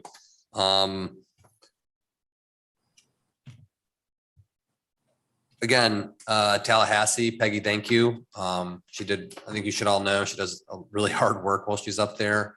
Knows a lot of people. I don't know how you know all these people, but knows all of these folks and is committed from sun up to sundown, shaking every hand, knocking on every door. So for everybody to know, she does that hard work, and I think it's gonna work out for us to really to come to that. And we're getting to, I think people are learning who Highland Beach is, where our presence is becoming known as a community within Palm Beach County, and I think that's important moving forward. With that, as Commissioner Gassaibin was saying, Senate Bill 280 is something we should be concerned about. We talked to a lot of folks about that, and that is real strong infringement on our ability to adopt local ordinances. And if we do adopt local ordinances, the exercises that we have to go through to do that are quite large, especially for smaller communities. If West Palm, they're complaining, they're belly aching strong about it too, the amount and scope. But for us, it would be, it would take us years to implement ordinances. And some people might like that it just brings us to a screeching halt. But I'm hoping they come off of that. But the Senate president did during opening of session was part of his speech. So Wilton has made this his commitment to the session. So we're going to be working on that. I'll keep you posted. We may want to draft some letters. Maybe we run up there. I run up there. Somebody runs up there to testify that this is bad news. But I think a lot of folks, the bigger players are on that. So that's something we'll keep working through session. Those that watch, I have a concern that, if people only get limited communications, don't see the good governance that you guys are exercising here. And I think that gets lost. And I think that what we heard this morning, that the good things that we do, we don't talk about enough. I think maybe that's our new refined commitment in our communication.